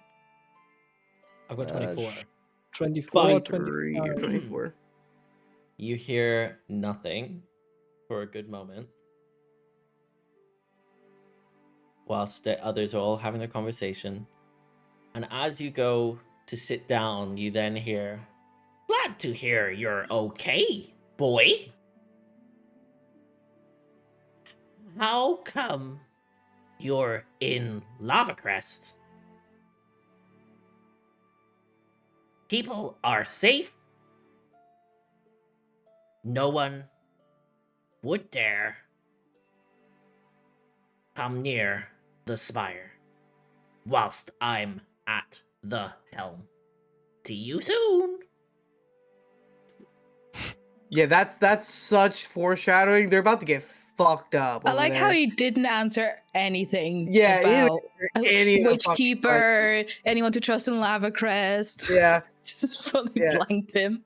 that's because he's a Dumbledore, by the way. He doesn't fucking really do well. It's because he's currently having a shit right now. Yeah. And his sentence comes through. He's just squeezing one out, and he's like, "Ah, be good, boy, be good."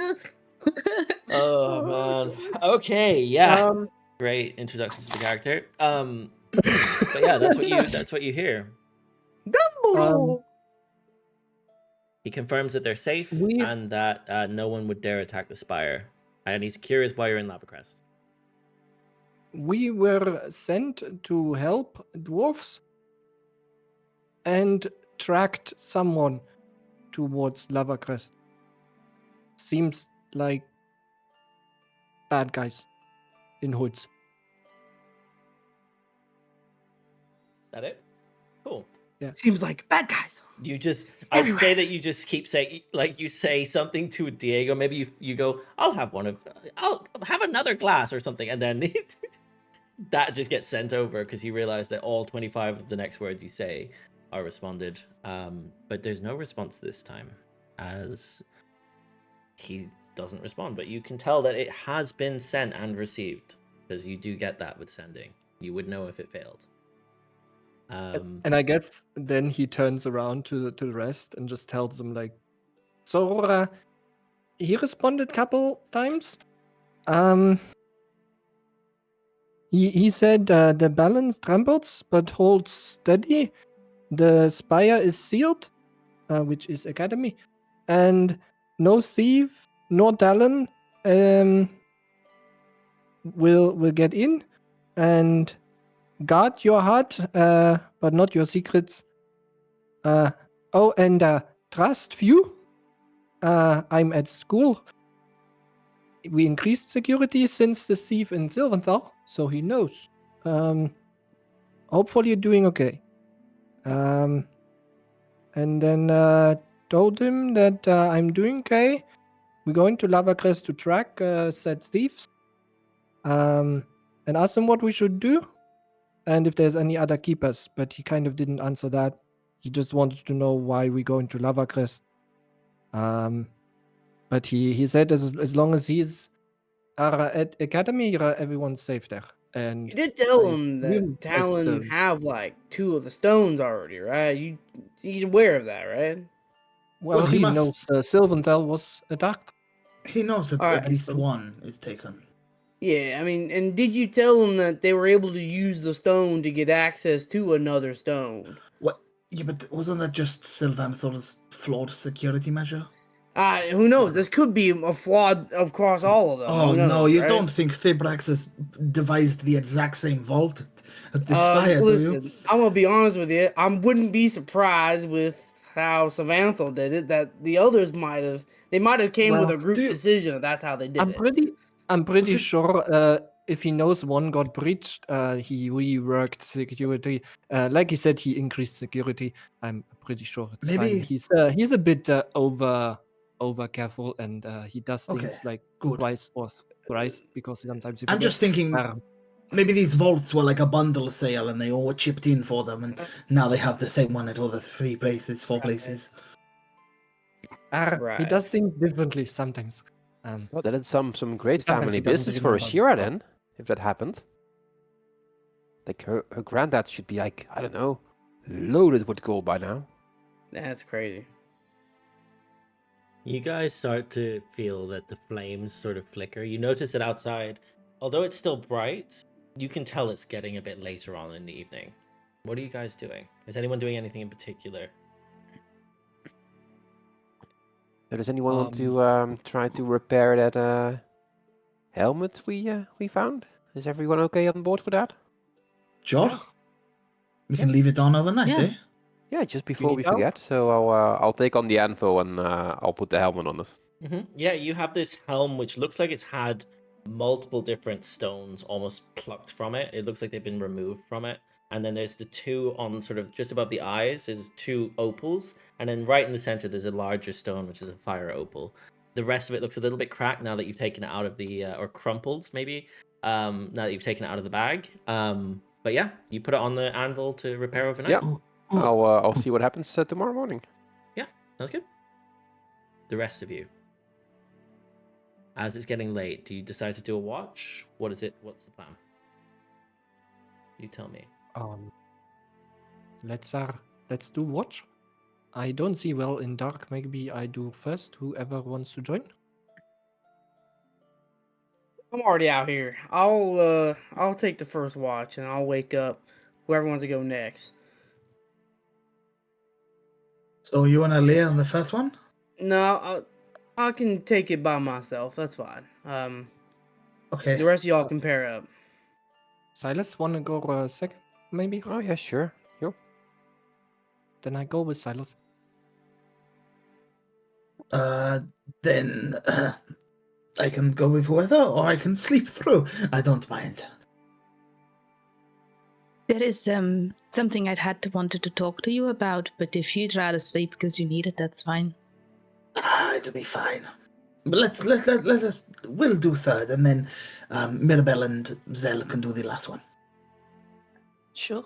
Perfect. Cool. You guys decide to split it so you get each of you would be able to get a long rest because you're splitting the watch up between the 7 of you. So you're all taking turns. Judge, which one will you be completely down for? Because you'll need one of those watches where you're just completely like powered down. Probably one of the middle ones, so either the second or the third. Cool. Yeah, sounds good. Alrighty. In that case, do you guys decide to go to bed? Do you all decide to go to sleep? Is that the plan? Cool. As you guys all turn in for the night, Judge, you step out of the cave. You're standing at the entrance. You still see the occasional crow basically poof into smoke in the distance. Yeah. It's only like once or twice maximum an hour, but they are around. There's nothing else that appears to be in the air, and it's now that you realize you don't actually hear their wing beats. You can just see them appearing in the distance. But yeah, what do you do? I will set my hammer down behind me. And then I'll walk like 5 feet away from it. And just in my head so the others don't hear it and they can sleep. I'll just go, who's sending the crows? You just hear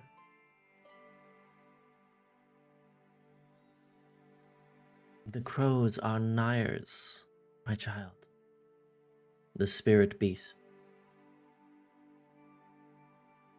Are they connected to? He chooses to watch you.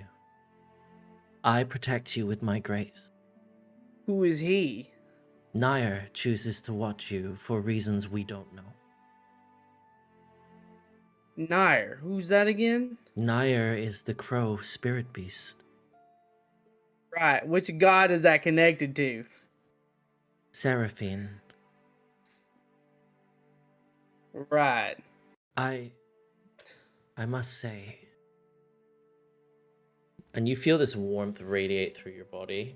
This warmth of it's her. It's the forge fire, and you can feel that emblem on your chest glows like hot metal.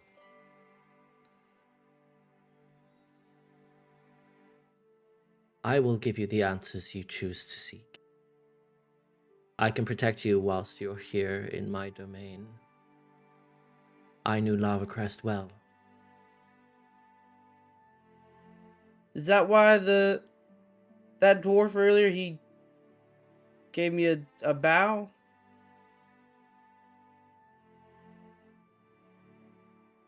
You are a spark bot, Judge. Your metal. What now? SPARK, spark, as Girick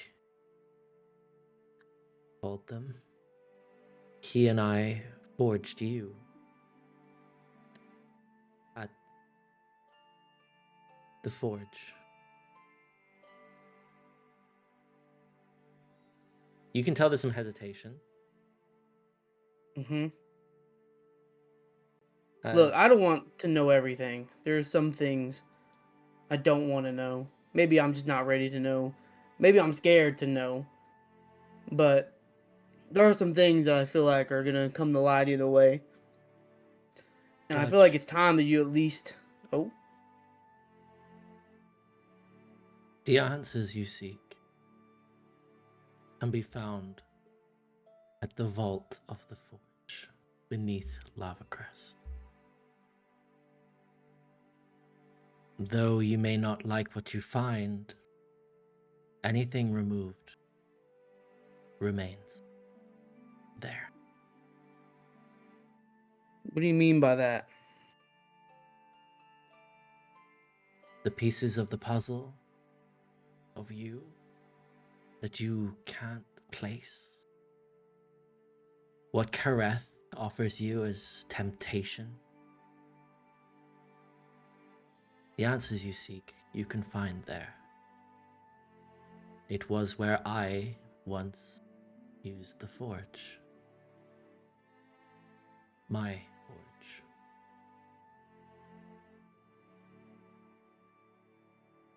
So I was made in Lava Crest, is what you're saying. How did I end up in Sylvanthal? You were forged there. How your body ended up in Sylvanthal. Many years passed before that happened. How long have I been this? You were asleep. Your consciousness took a while to form, to accept. Over a century, you were dormant.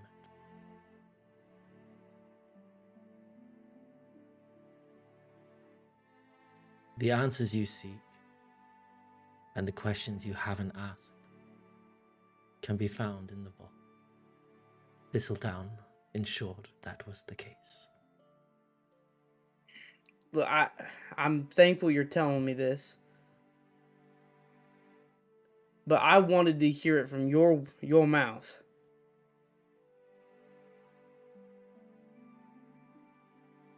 I think it would be better to show you.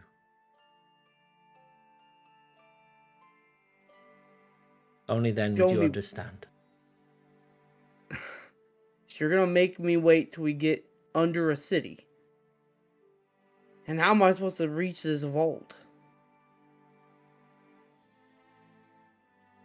All of the blacksmiths in the area, all of the forge masters know of the vault. Few will question your return to it.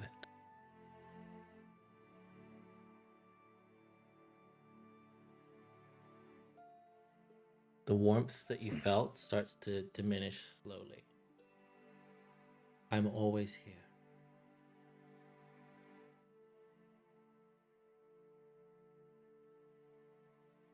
As you feel a light sort of run through your body, almost like a holy radiance powering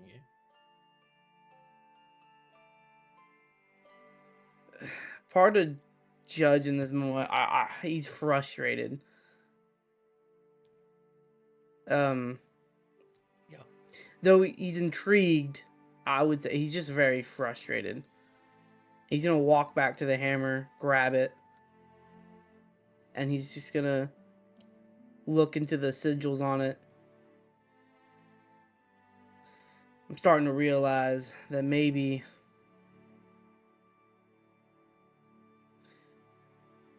I just want someone to be up front. Maybe I can speak to you soon, and maybe you might actually not answering these weird riddles and As you hear the thunder constant crash around you. Not like that. All right, not like that. Guys are all weird. Every single one of you fuckers.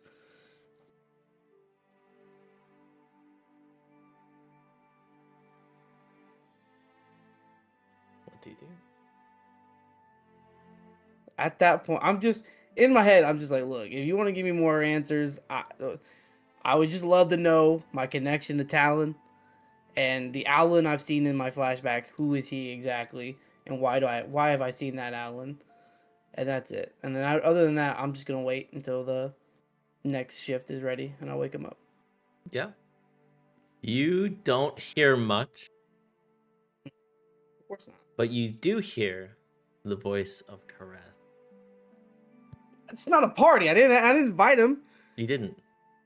I didn't. All you need do is swear fealty to me, and I will give you what you wish. Every secret that's hidden. Who you are, who they are, what you are.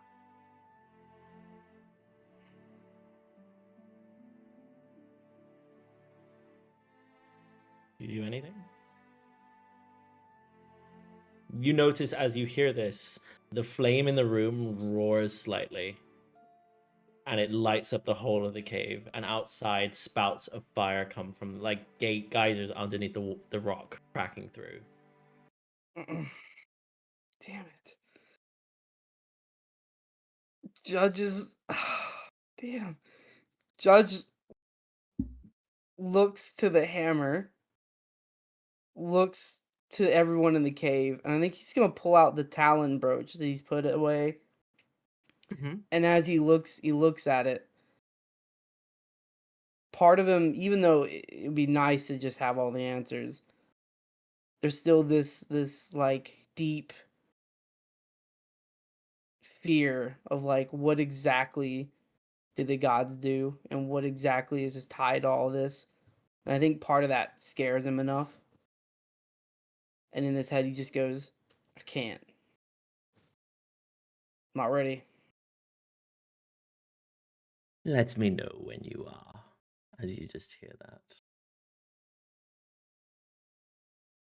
And yeah, that was the end of your time. Do you do anything else on your watch, or do you go to wake up anyone else's? I'd say like 2 or 3 hours pass during this period. You see the occasional crow go poof into the smoke. Yeah. What else do you do?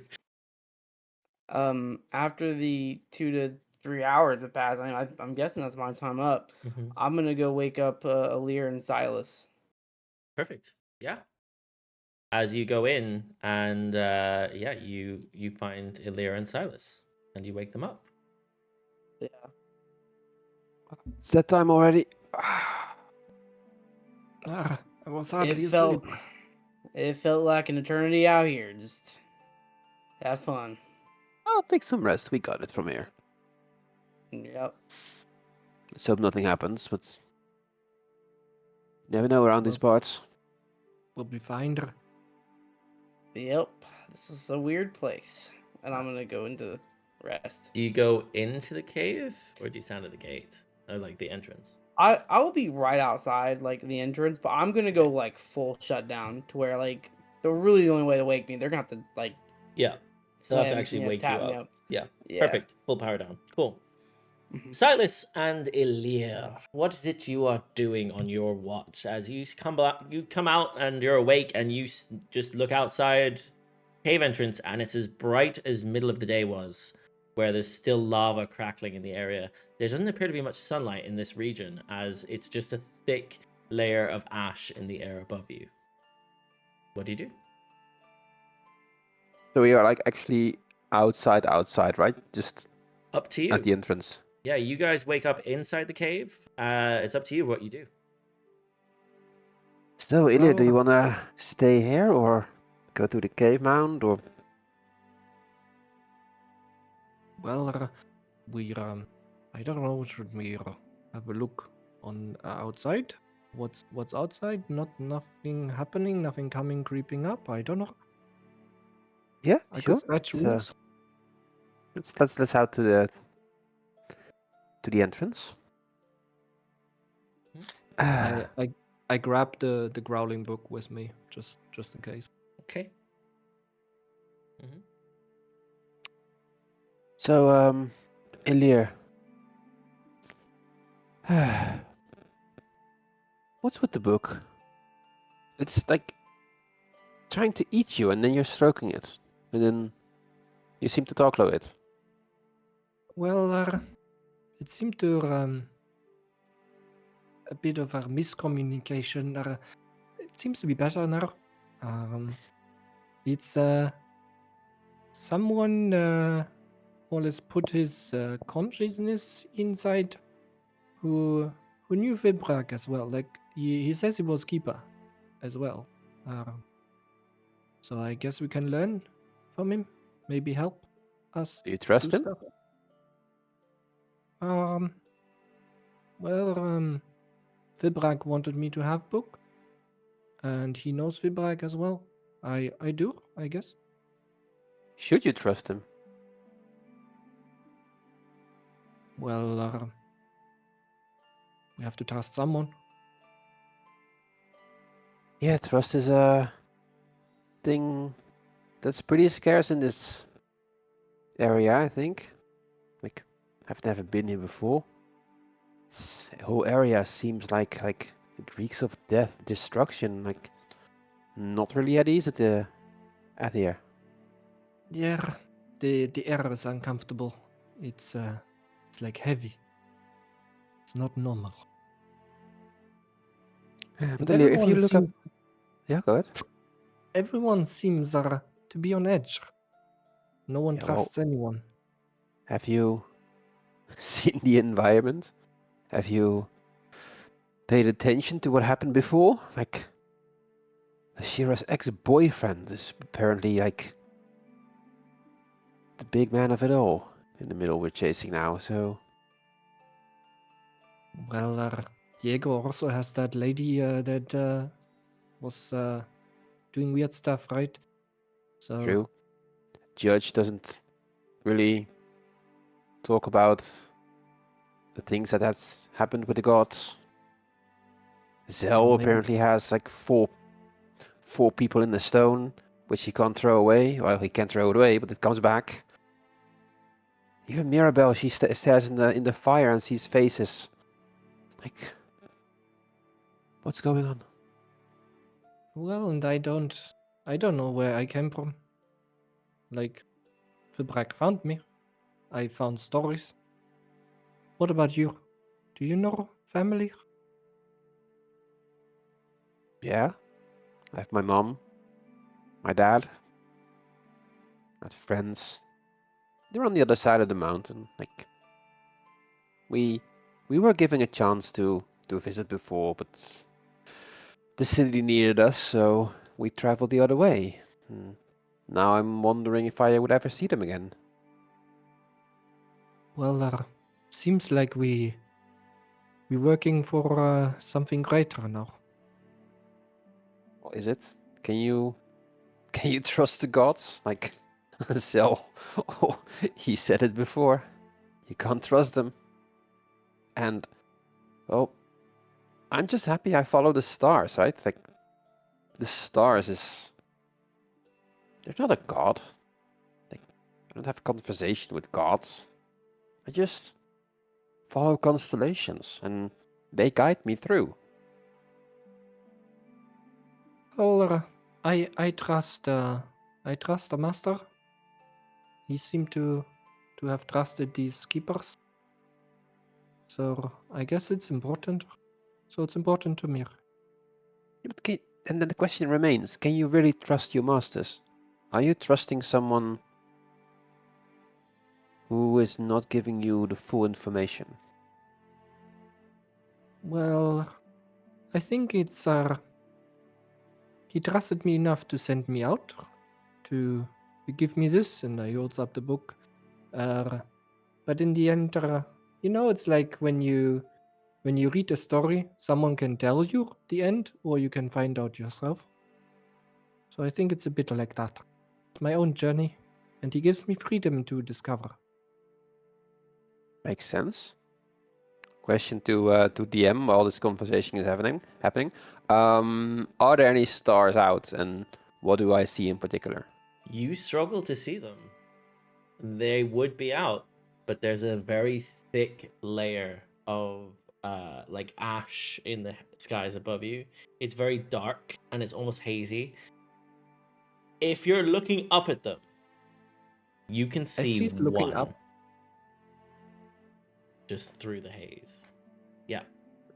As he's looking up, I guess I would follow his gaze. How high up are these ash clouds? They're probably about 70 or 80 feet up. Like they clearly sit above the hot air here, underneath where you guys are. You would imagine that above that there's probably empty space. But it seems like almost like it's been kept in this valley of rock around you. In all directions, you can see the mountains around you, and it's sort of kept in there. It's clearly come off the volcanoes, which are constantly fuming with hot ash. So yeah. Do you want to see more of the stars? I could clear cloud. Like, actually clearing these clouds. Well, As Arakokra, we seem to be aligned with the wind. I can move them. I also kind of studied this spell that can make like a whirlwind. It picks up, stuff around it. I think it could pick up the dust cloud. Well, as long as we don't raise suspicion, like this, it's quite odd when you have like this cloud of ash and then all of a sudden a hole in the middle starts. Like it's True. could raise suspicion. I mean, I guess there's no real benefit other than seeing more stars. What do But the I stars see with help. the one star that I can see? It sort of glitters because it's flickering as you can barely see it. It's very bright and it appears to be like directly above you. As you look up at it, and as you were speaking about family, you hear in your head as you look towards it, you just hear a voice that's familiar, but only from your dreams. For the first time, you hear it as you're looking up. As you gaze at this one star, you just hear, "My son, I watch you from across the veil. You need not name me yet, but I will walk beside you." As it continues to sort of flicker slightly above the ash, it's as though in this moment it's coming from that star, this voice. What would my reaction be? All of a sudden, I think the most seen impression of emotions would be annoyed. Sylas would be annoyed hearing this in his head. I don't know if and how it would show to Elirr, but hearing this voice in his head it annoys him. He's not responding to it because he knows who it is, probably. But yeah, you see, stars, they can guide you, they can misguide you, but my experience is that they guide you, whether you like it or not. Like this one above us. It tends to follow us, guide me here and there. Elirr, can I have a perception check from you, please? As you look up.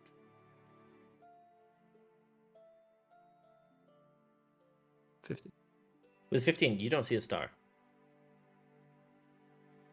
The one that Sylas is you talking sure? about, you don't see it. You sure there's star? I don't see star. Yeah, it's right over there, and I just actually point to him, like actually standing next to Elirr. If you allow it, I will help him, also using guidance, if he is able to roll again. Yeah, Me absolutely. pointing towards the star. I will tell you now, no matter what you roll, Elirr, you will not see this star. Should I do again? You can do it again if you That's want. up to Sure, you. why not? Yeah, go for it. An 8. Yeah, you definitely don't see it. You think Sylas might be crazy. He kind of squints around where you're pointing, like if he can spot any flecks, any breaks in the cloud elsewhere. Like maybe I'm just not seeing it. I don't know. I don't think I see. Let's Maybe just it's, go with Cel's favorite quote, or maybe Judge's, like, "Gods work in mysterious ways." And I'd say that like very annoyed, at the very annoyed tone of voice.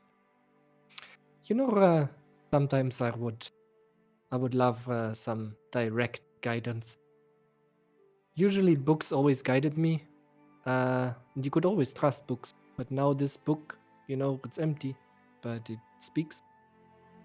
Yeah, but shouldn't you like ask it like direct questions, like maybe yet more of a yes and no question, instead of questions where it can answer vague? Yeah, but it could lie, right? Sure. I would I can say, also lie to you. I would say, as you guys are sitting here, you're having this conversation. You looked at the stars for a little while. Sylas, you had this moment where you thought about it. Elirr, as you sort of ponder your book and the two of you have this conversation, just before you head inside, as your watch comes towards its end and you know that like it's probably time to wake up one of the others, just before you head back inside, there's a brief gust of wind that is enough for Sylas to notice the flame sort of flickers from side to side as you just hear on the wind, and that's only Elirr. Well, funny that you mentioned gust of wind. Mhm. I was gonna like kind of cast the gust of wind ability Mhm. out of the mouth of the cave, and kind of in my mind, or like say like a whisper, kind of trying to have the gust carry that thought out. Mhm. I don't remember.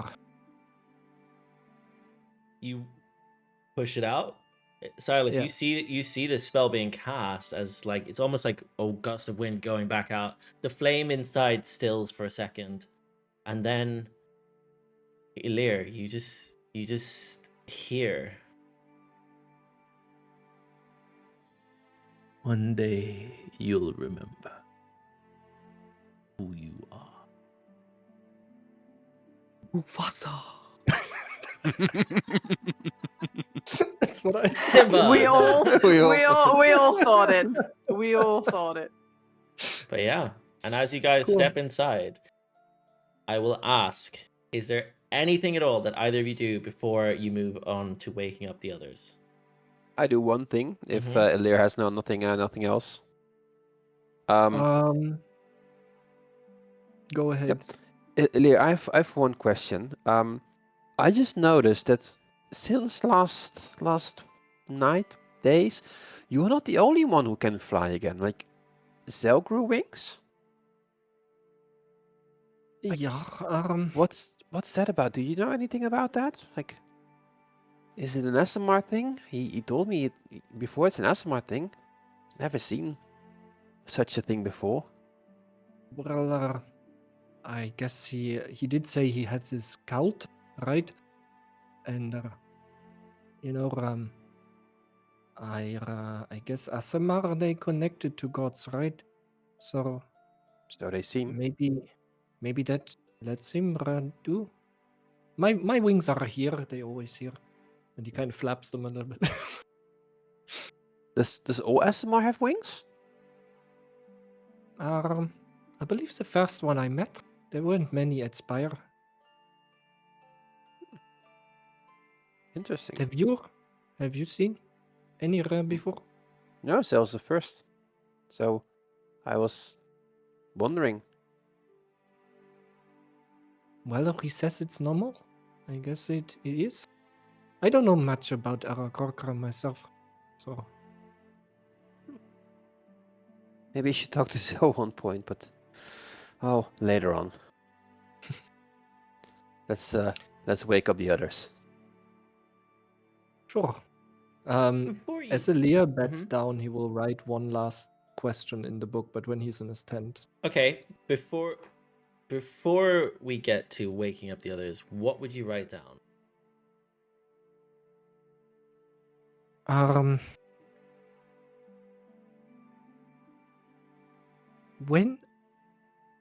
What age did you live in?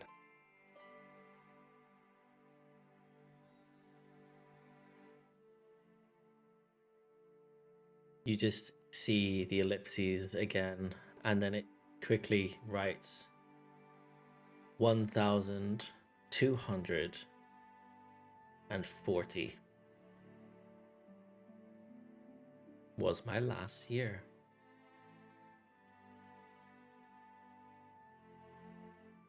Since then, Bibrak holds the stone.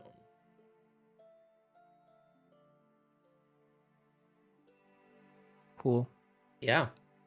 But as you guys go to wake up the others, Yeah. Diego, can I have a wisdom save from you, please?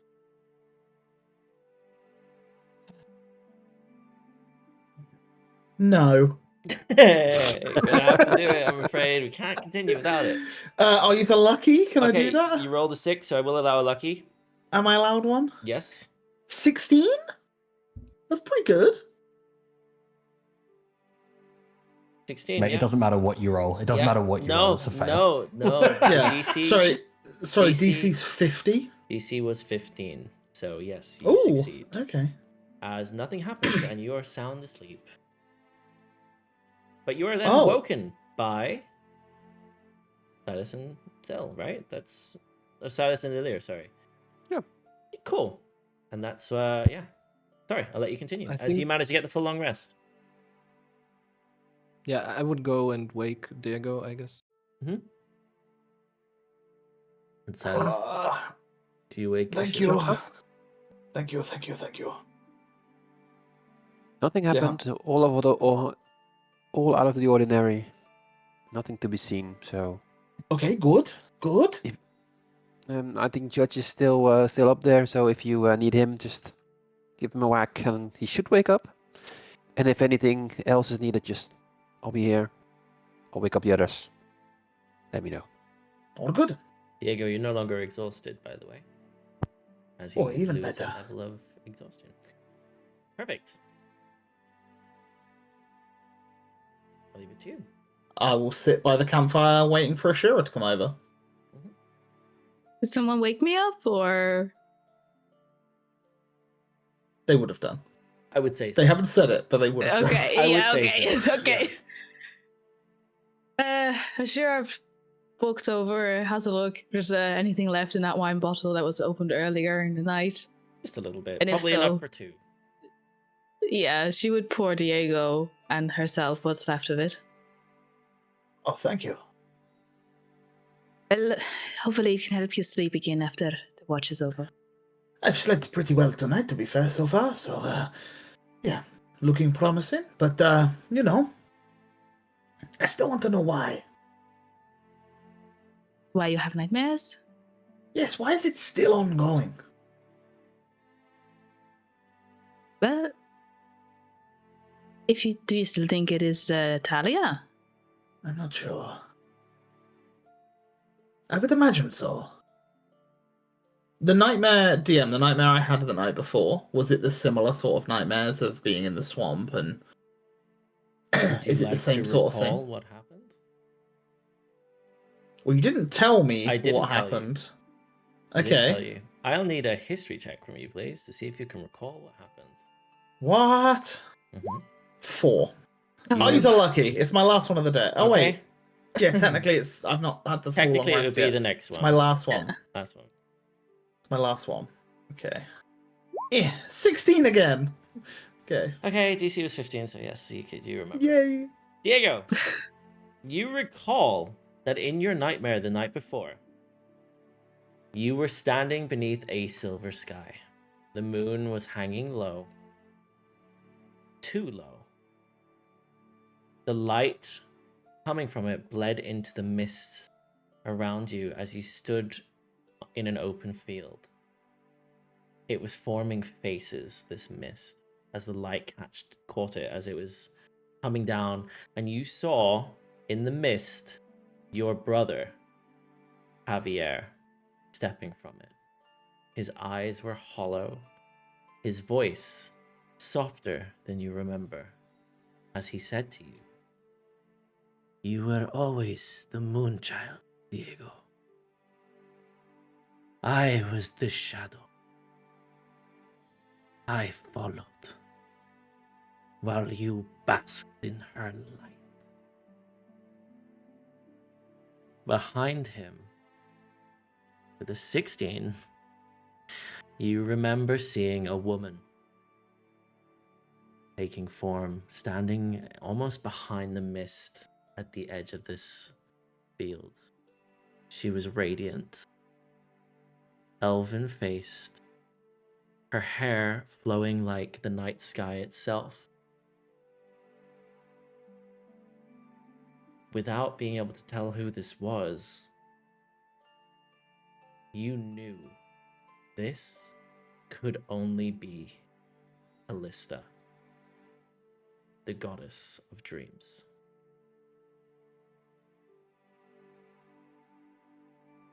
Okay. As you looked through and tried to narrow your vision on her, you saw the panther, the edge of the field before you,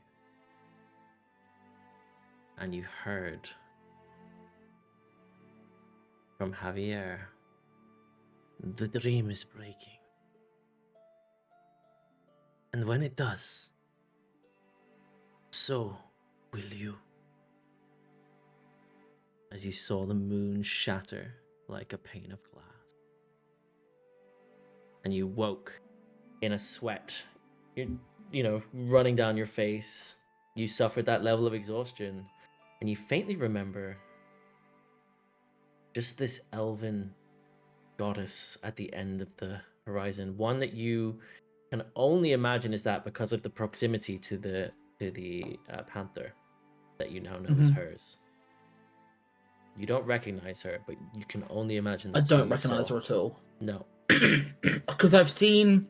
It was very faint and it was through the mist. Yeah, you were 16, you recognize that she was there. You don't recognize her. In the books that I've read, there were illustrations of what the Correct. statues of her are, and that resembles what I saw. Exactly. Okay, cool. And you would have known that also Nara, the panther, is hers, and you would have seen that there as well. And they were together. Yeah. Okay. But Javier's voice echoes. You see, last night's dream, there was no Callista. I mean, there was no Talia. There was Callista, the goddess of dreams, and Nara, the panther. But most importantly was my brother and his voice, telling me of me breaking like the moon will when the dream ends. Telling me that I was the moon child that was basked in her light while he followed in shadows. I don't really understand it too much, but it's different from before. Before it was Talia, always there. This can't be different, right? Perhaps it is too far-fetched, but do you think that maybe Talia could have been like a manifestation of Callista? What? You said to me that she was very powerful and magical, and nearly like you couldn't get away from her, right? That you felt attraction that you weren't sure was your own. Yes, I've spent many a night with some various different people throughout my life, and during those times there was always attraction, and there was relationships formed and there was bonds. But with her, it was like it wasn't lust, and I don't think it was love. It was compelling. It was like an aura that drew me in, like gravity itself. It was like I was hypnotized. But I don't know if that's true, that maybe I did have those feelings. It sounds like your brother knows more, and I know that you're not wanting to get caught, but... Shit.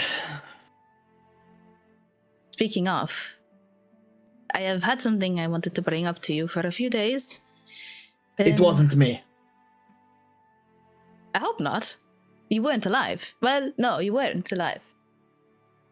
When we were with my family, did you happen to overhear what my grandfather said about my grandmother? Your grandfather spoke at length. I'll admit I daydreamed maybe 4 times during the entire conversation. I tried. Well, I don't know if you've been...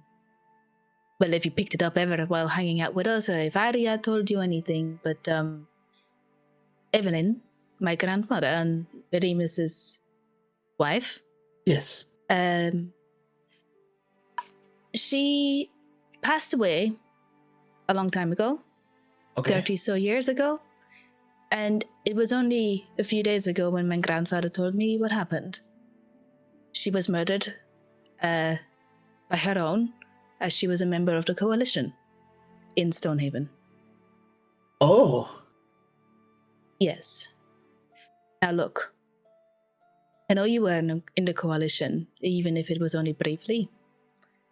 And I'm not trying to drag you into this because I know that you are a better man. You. But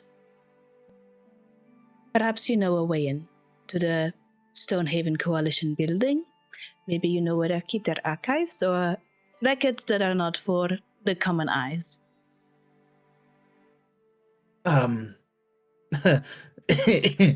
Do these? You want me to? You know, like I'm trying to keep away from it. No, you want me to go in? No, But it I wants me to understand. take you in.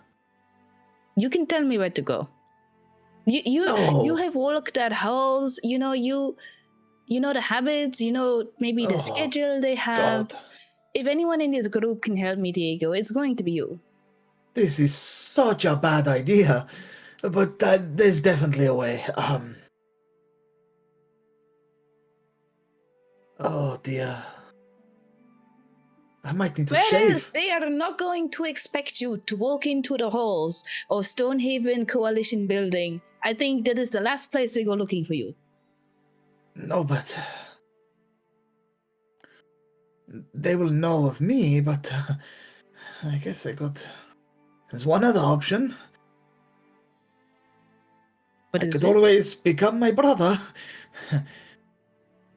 I'd need to have a shave and change my hairstyle. But I could become Javier and walk you straight in. They wouldn't question me. Well, look, this is a long way away, but perhaps that is something that you could help me with when the time comes. I need to know. I need to know what Look. happened, and I am willing to help. This is fucked. Just so you know. oh, I am aware. I am surprised you are even on board. Well, I can't say no, can I? If a friend is in need, then I shall lend aid. Even if it's to my complete detriment. But we'll cross that bridge when we come to it, eh? And I appreciate it, and I owe you if you do this for me. Fuck. Can I roll a history check to see if I know of any records of Evelyn Argent? Oh, you don't have any more luckies. Being in, because if Evelyn was killed by the Coalition, I imagine the Coalition would have probably covered it up, or at least the people that killed them would have covered it up, but then Remus knows about it, and if Remus knows about it, then it wasn't that covered up. So is there any knowledge that perhaps I might have come across in my time at the Coalition? I imagine it'd be very brief, if anything. Can you roll a history check for me, please? A flat roll? Flat roll. Nat 20, let's go. Here it comes. Oh! It was an 18! It was an 18! 20. I'll take it. Okay. I can't believe you're rolling high for this. Okay, basically... Rolled terrible all day. Yeah, literally, and now you decided to bring them out. Yeah. Okay, you would know the name Argent holds a lot of good standing within the Coalition. So much so that captains are familiar with the name. You don't know her first name, but you know that a Captain Argent lady was a leading force on the sieges in Terra Mora, who helped to overcome a lot of the different issues with other areas around the vicinity of Stonehaven. She was basically a decorated war hero amongst the Coalition. She was seen as like one of the top captains, a future star for the Coalition. She was tragically killed. She was found dead, presumed to have been slain by a butcher. A serial killer who went by the name The Butcher. That's what she was known as. Do I know if the case was ever resolved? I will tell you now. The serial killer, The Butcher, currently lies within the jail cells of Stonehaven.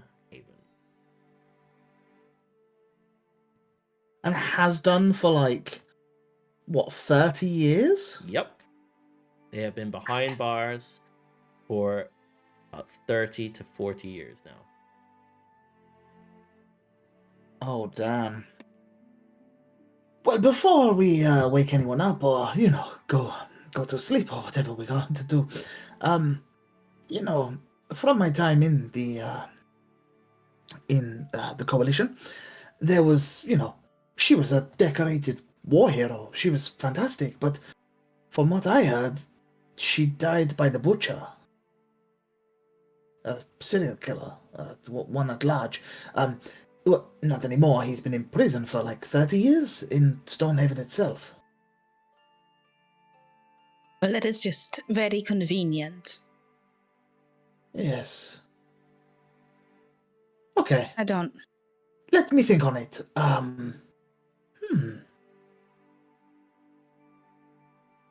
We Wasn't know somebody else that was in prison.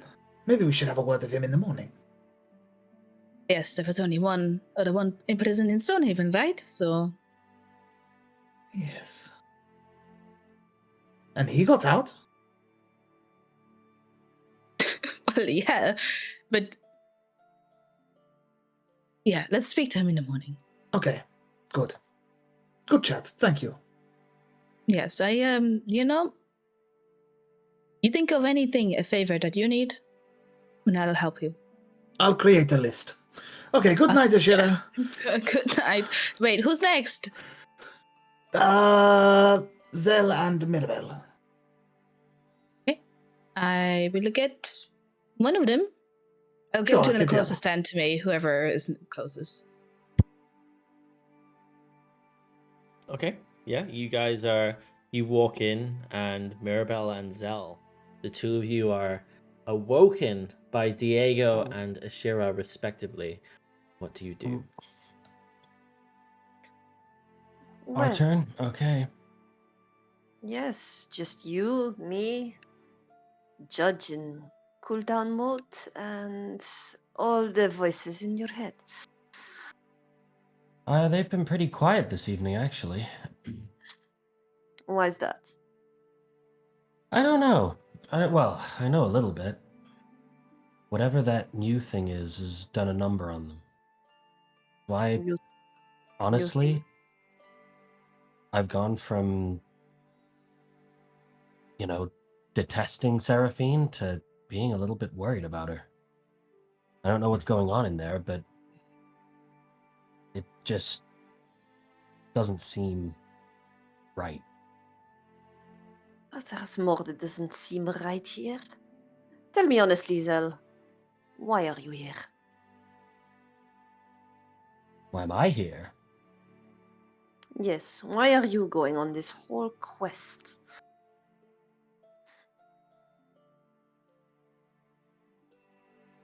I think atonement, if nothing else. To stop running from my past and start addressing it, I guess. How about you? Why are you here? I suppose you weren't there when I went to see Lady Silverwind again. Sylas went with me. I suppose I never told anyone about it, but yes, well, one of my friends is apparently in very real danger of the cultists. And obviously, I want to help Ashira. Furthermore, there is not really much reason for me to be here, but I do not want to be a burden on Lady Silverwind. So, what's a homeless girl has got to do what a homeless girl has got to do? Well, I can agree with you on that one. We both lost our jobs on the same day. Yes, unfortunately. So atonement, you say? Atonement for what? Murdering all those people back then? Zell's face kind of drops.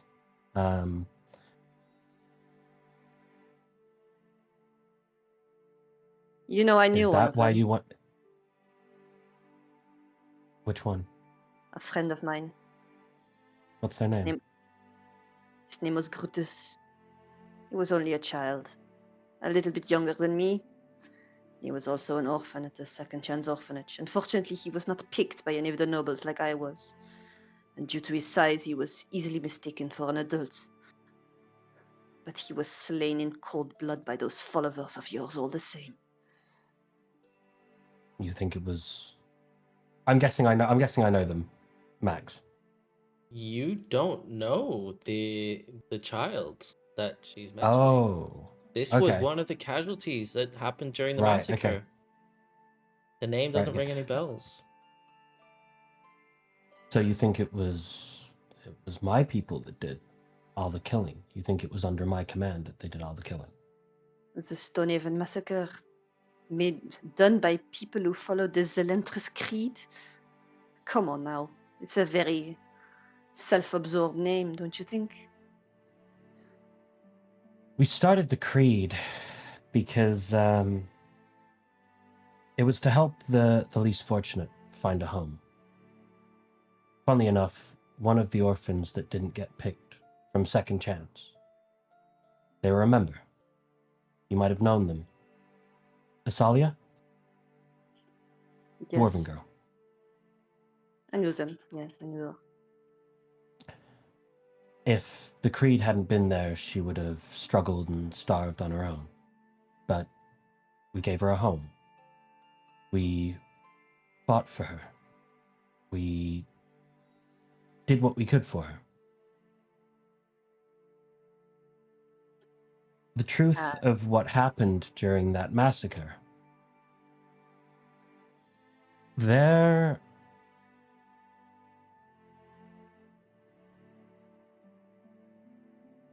my father is a horrible, horrible man.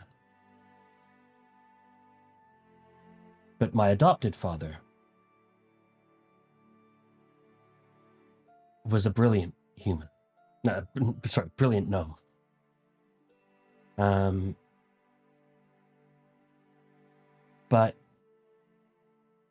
Halfling. My own backstory, and it's been a while. was a brilliant halfling. He taught me everything I learned about orating, about being a bard. He helped me set up the creed. He took me in. He looked after me. When I was imprisoned, and another man, a sea elf, Allendor Navia, we can call him Navia, there's enough people with similar names. He took a very prominent role in the organization. We were split into two paths. Asalia sided with him. He was very militant. I remember the day that my appeal went to the courtroom. I was sat there and they rejected it. And everyone in the courtroom, all of my followers, were in uproar. Except one. Navia locked eyes with me from across the room, and I could see his smile. He was the one who, under the guise of freeing me, led the massacre. He was the one who put his knife in my adopted father's back. I went back to the site where we used to meet, where we used to gather. And on blood-stained floor lay my real father, my adopted father, but the only one who was a real father to me. And Navia's knife was well and truly through him. I don't know why Navia joined us. I never understood why Master Keller thought it was a good idea for him to be part of us. And I wonder now, with everything that's been discussed in our group about the city itself, about the coalition, if they put someone in there because they couldn't get us for anything else. We weren't violent. We didn't cause damage to businesses. We took things from the rich. We made sure the poor, the unfortunate, found their own version of fortune, that they made their own luck. We gave people a home. So what are you atoning for then? That I wasn't strong enough to protect them. I dispute that I am directly responsible for what happened in Stonehaven that night. But I do not dispute that I am indirectly responsible. And I owe it to all of them. The people who followed me who died, the people who died at the hands of both the guards and people fighting under my name, and all those who have survived. To atone for this, to become stronger, and to make sure something like this doesn't happen to them again. And I will do whatever it takes to achieve that. Your gods are going to help you. I don't know. I don't know. I don't know what these gods are going to do. I have one who abandoned me in that moment. One who wants to use me for something that I don't fully understand. And then there's this new entity, who I'm not entirely sure is a god at all.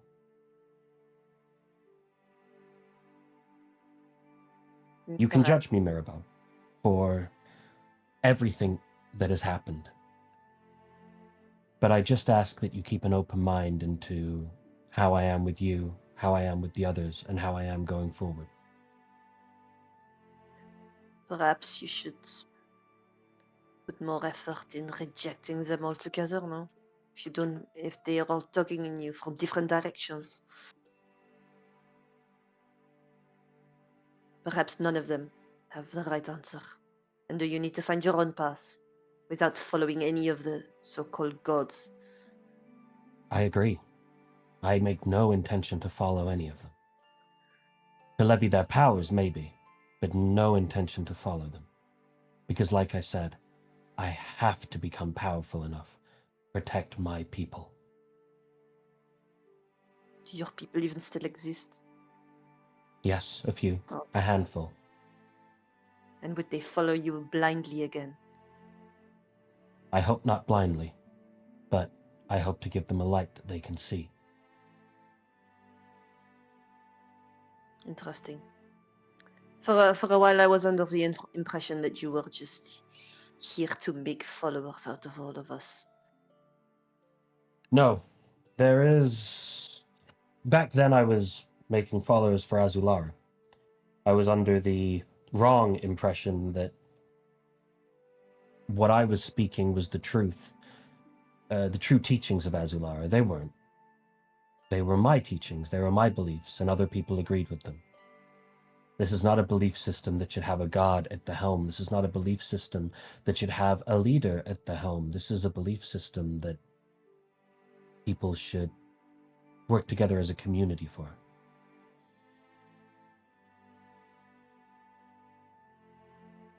Very well. I won't say I will immediately forgive you for what happened. It might take some time, but I suppose I do know your motives a bit better now. Let my Just- actions speak for me, not my words. Yes. I will. Thank you. Maybe when we reach Stonehaven, we'll find more answers. Who knows? There are many loose ends there. Not just for me, but for everyone.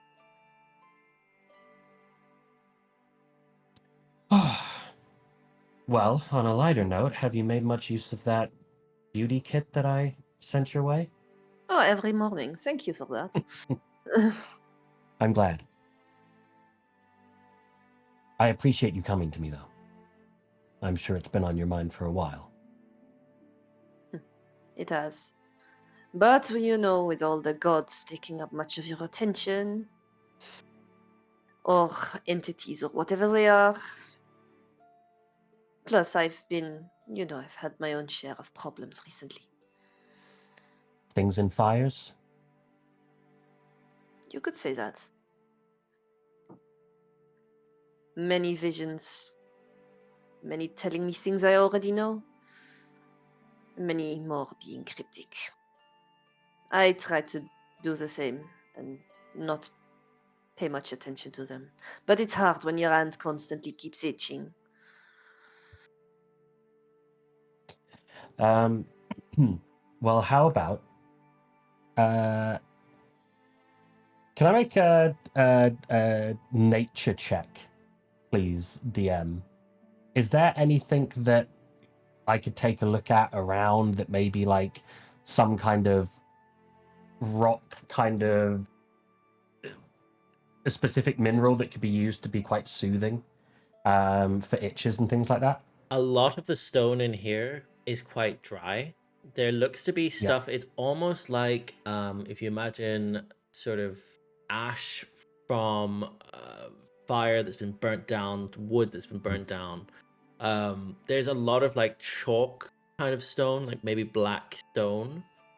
Mm-hmm. In terms of soothing, not sure, but there's enough to sort of cover, almost like a makeup, like a charcoal around you. The stone itself is quite hard. It's cooled magma, so you could maybe take part of that.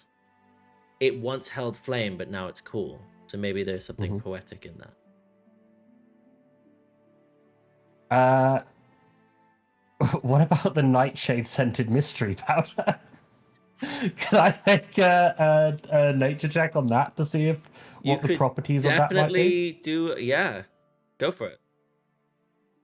Because I've had Nature that check. for a while and haven't used it. Give me some good. That's a 6. I ain't got a shit. You have no idea. I'll pull out. Just I'll say to Mirabelle, Mirabelle, I don't know if this would be of any help. I mean, it's nightshade scented, so I'd be careful. But I picked this up a while ago. I don't know if it would help with any soothing nature, numbing of some kind. We just had this conversation, and now you're trying to poison me. Well, I'm being honest, at least. Fair enough. I don't think this itching will stop by any earthly means or you know, but we can try anyway. Okay. I suppose this is something I need to figure out with my real father or whoever the hell the man in my visions might be.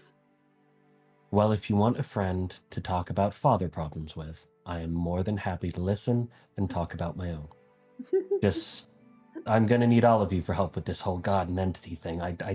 This whole stone thing's gonna weigh on me. So I'm gonna rely on all of you.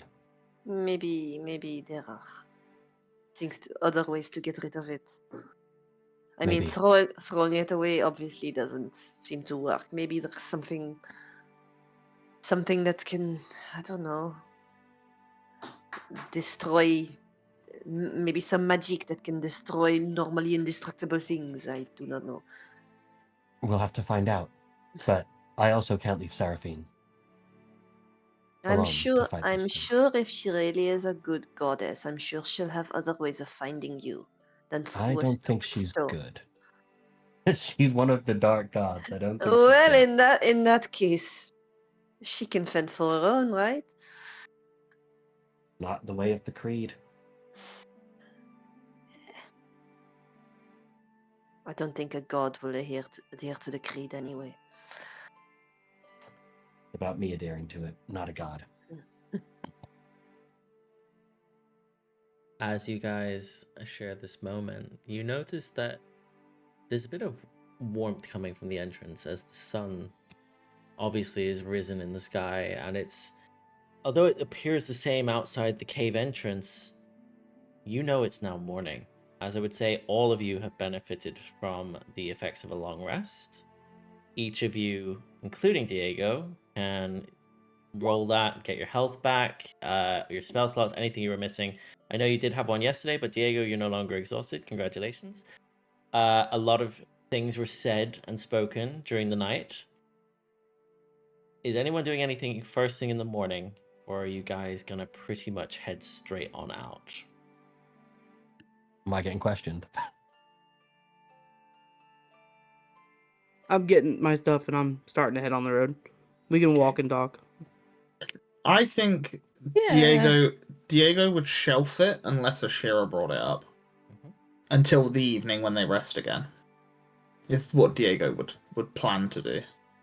Yeah, like we don't have to speak on it straight away. Lunch break, or Estelle brought it up somehow. Yeah, that's Okay. not gonna happen. But Estelle brought up his time in prison on the way on the road, and be like, "Oh, we meant to speak to you about that." Yeah. Ah, man, being outside, it's the opposite of being in prison. Well, now that you mention it. We were talking about you last night. But yeah, no, we can max for overtime. I don't know what you want from us. Do you want us to keep RPing, or I'm just asking if anyone does anything, or if we begin next session with you guys walking on to Little Root or Little Rock, not Pokemon. Cool. Alrighty. Well, that is where we're going to call today's session then. Thank you all for playing. Thank you for watching. Next session will kick off with you guys heading the final stretch towards Little Rock before the longer journey to Lava Crest. Quite a few things happen this session, quite a few reveals and other links. And until next time, I guess catch you guys then. Bye-bye.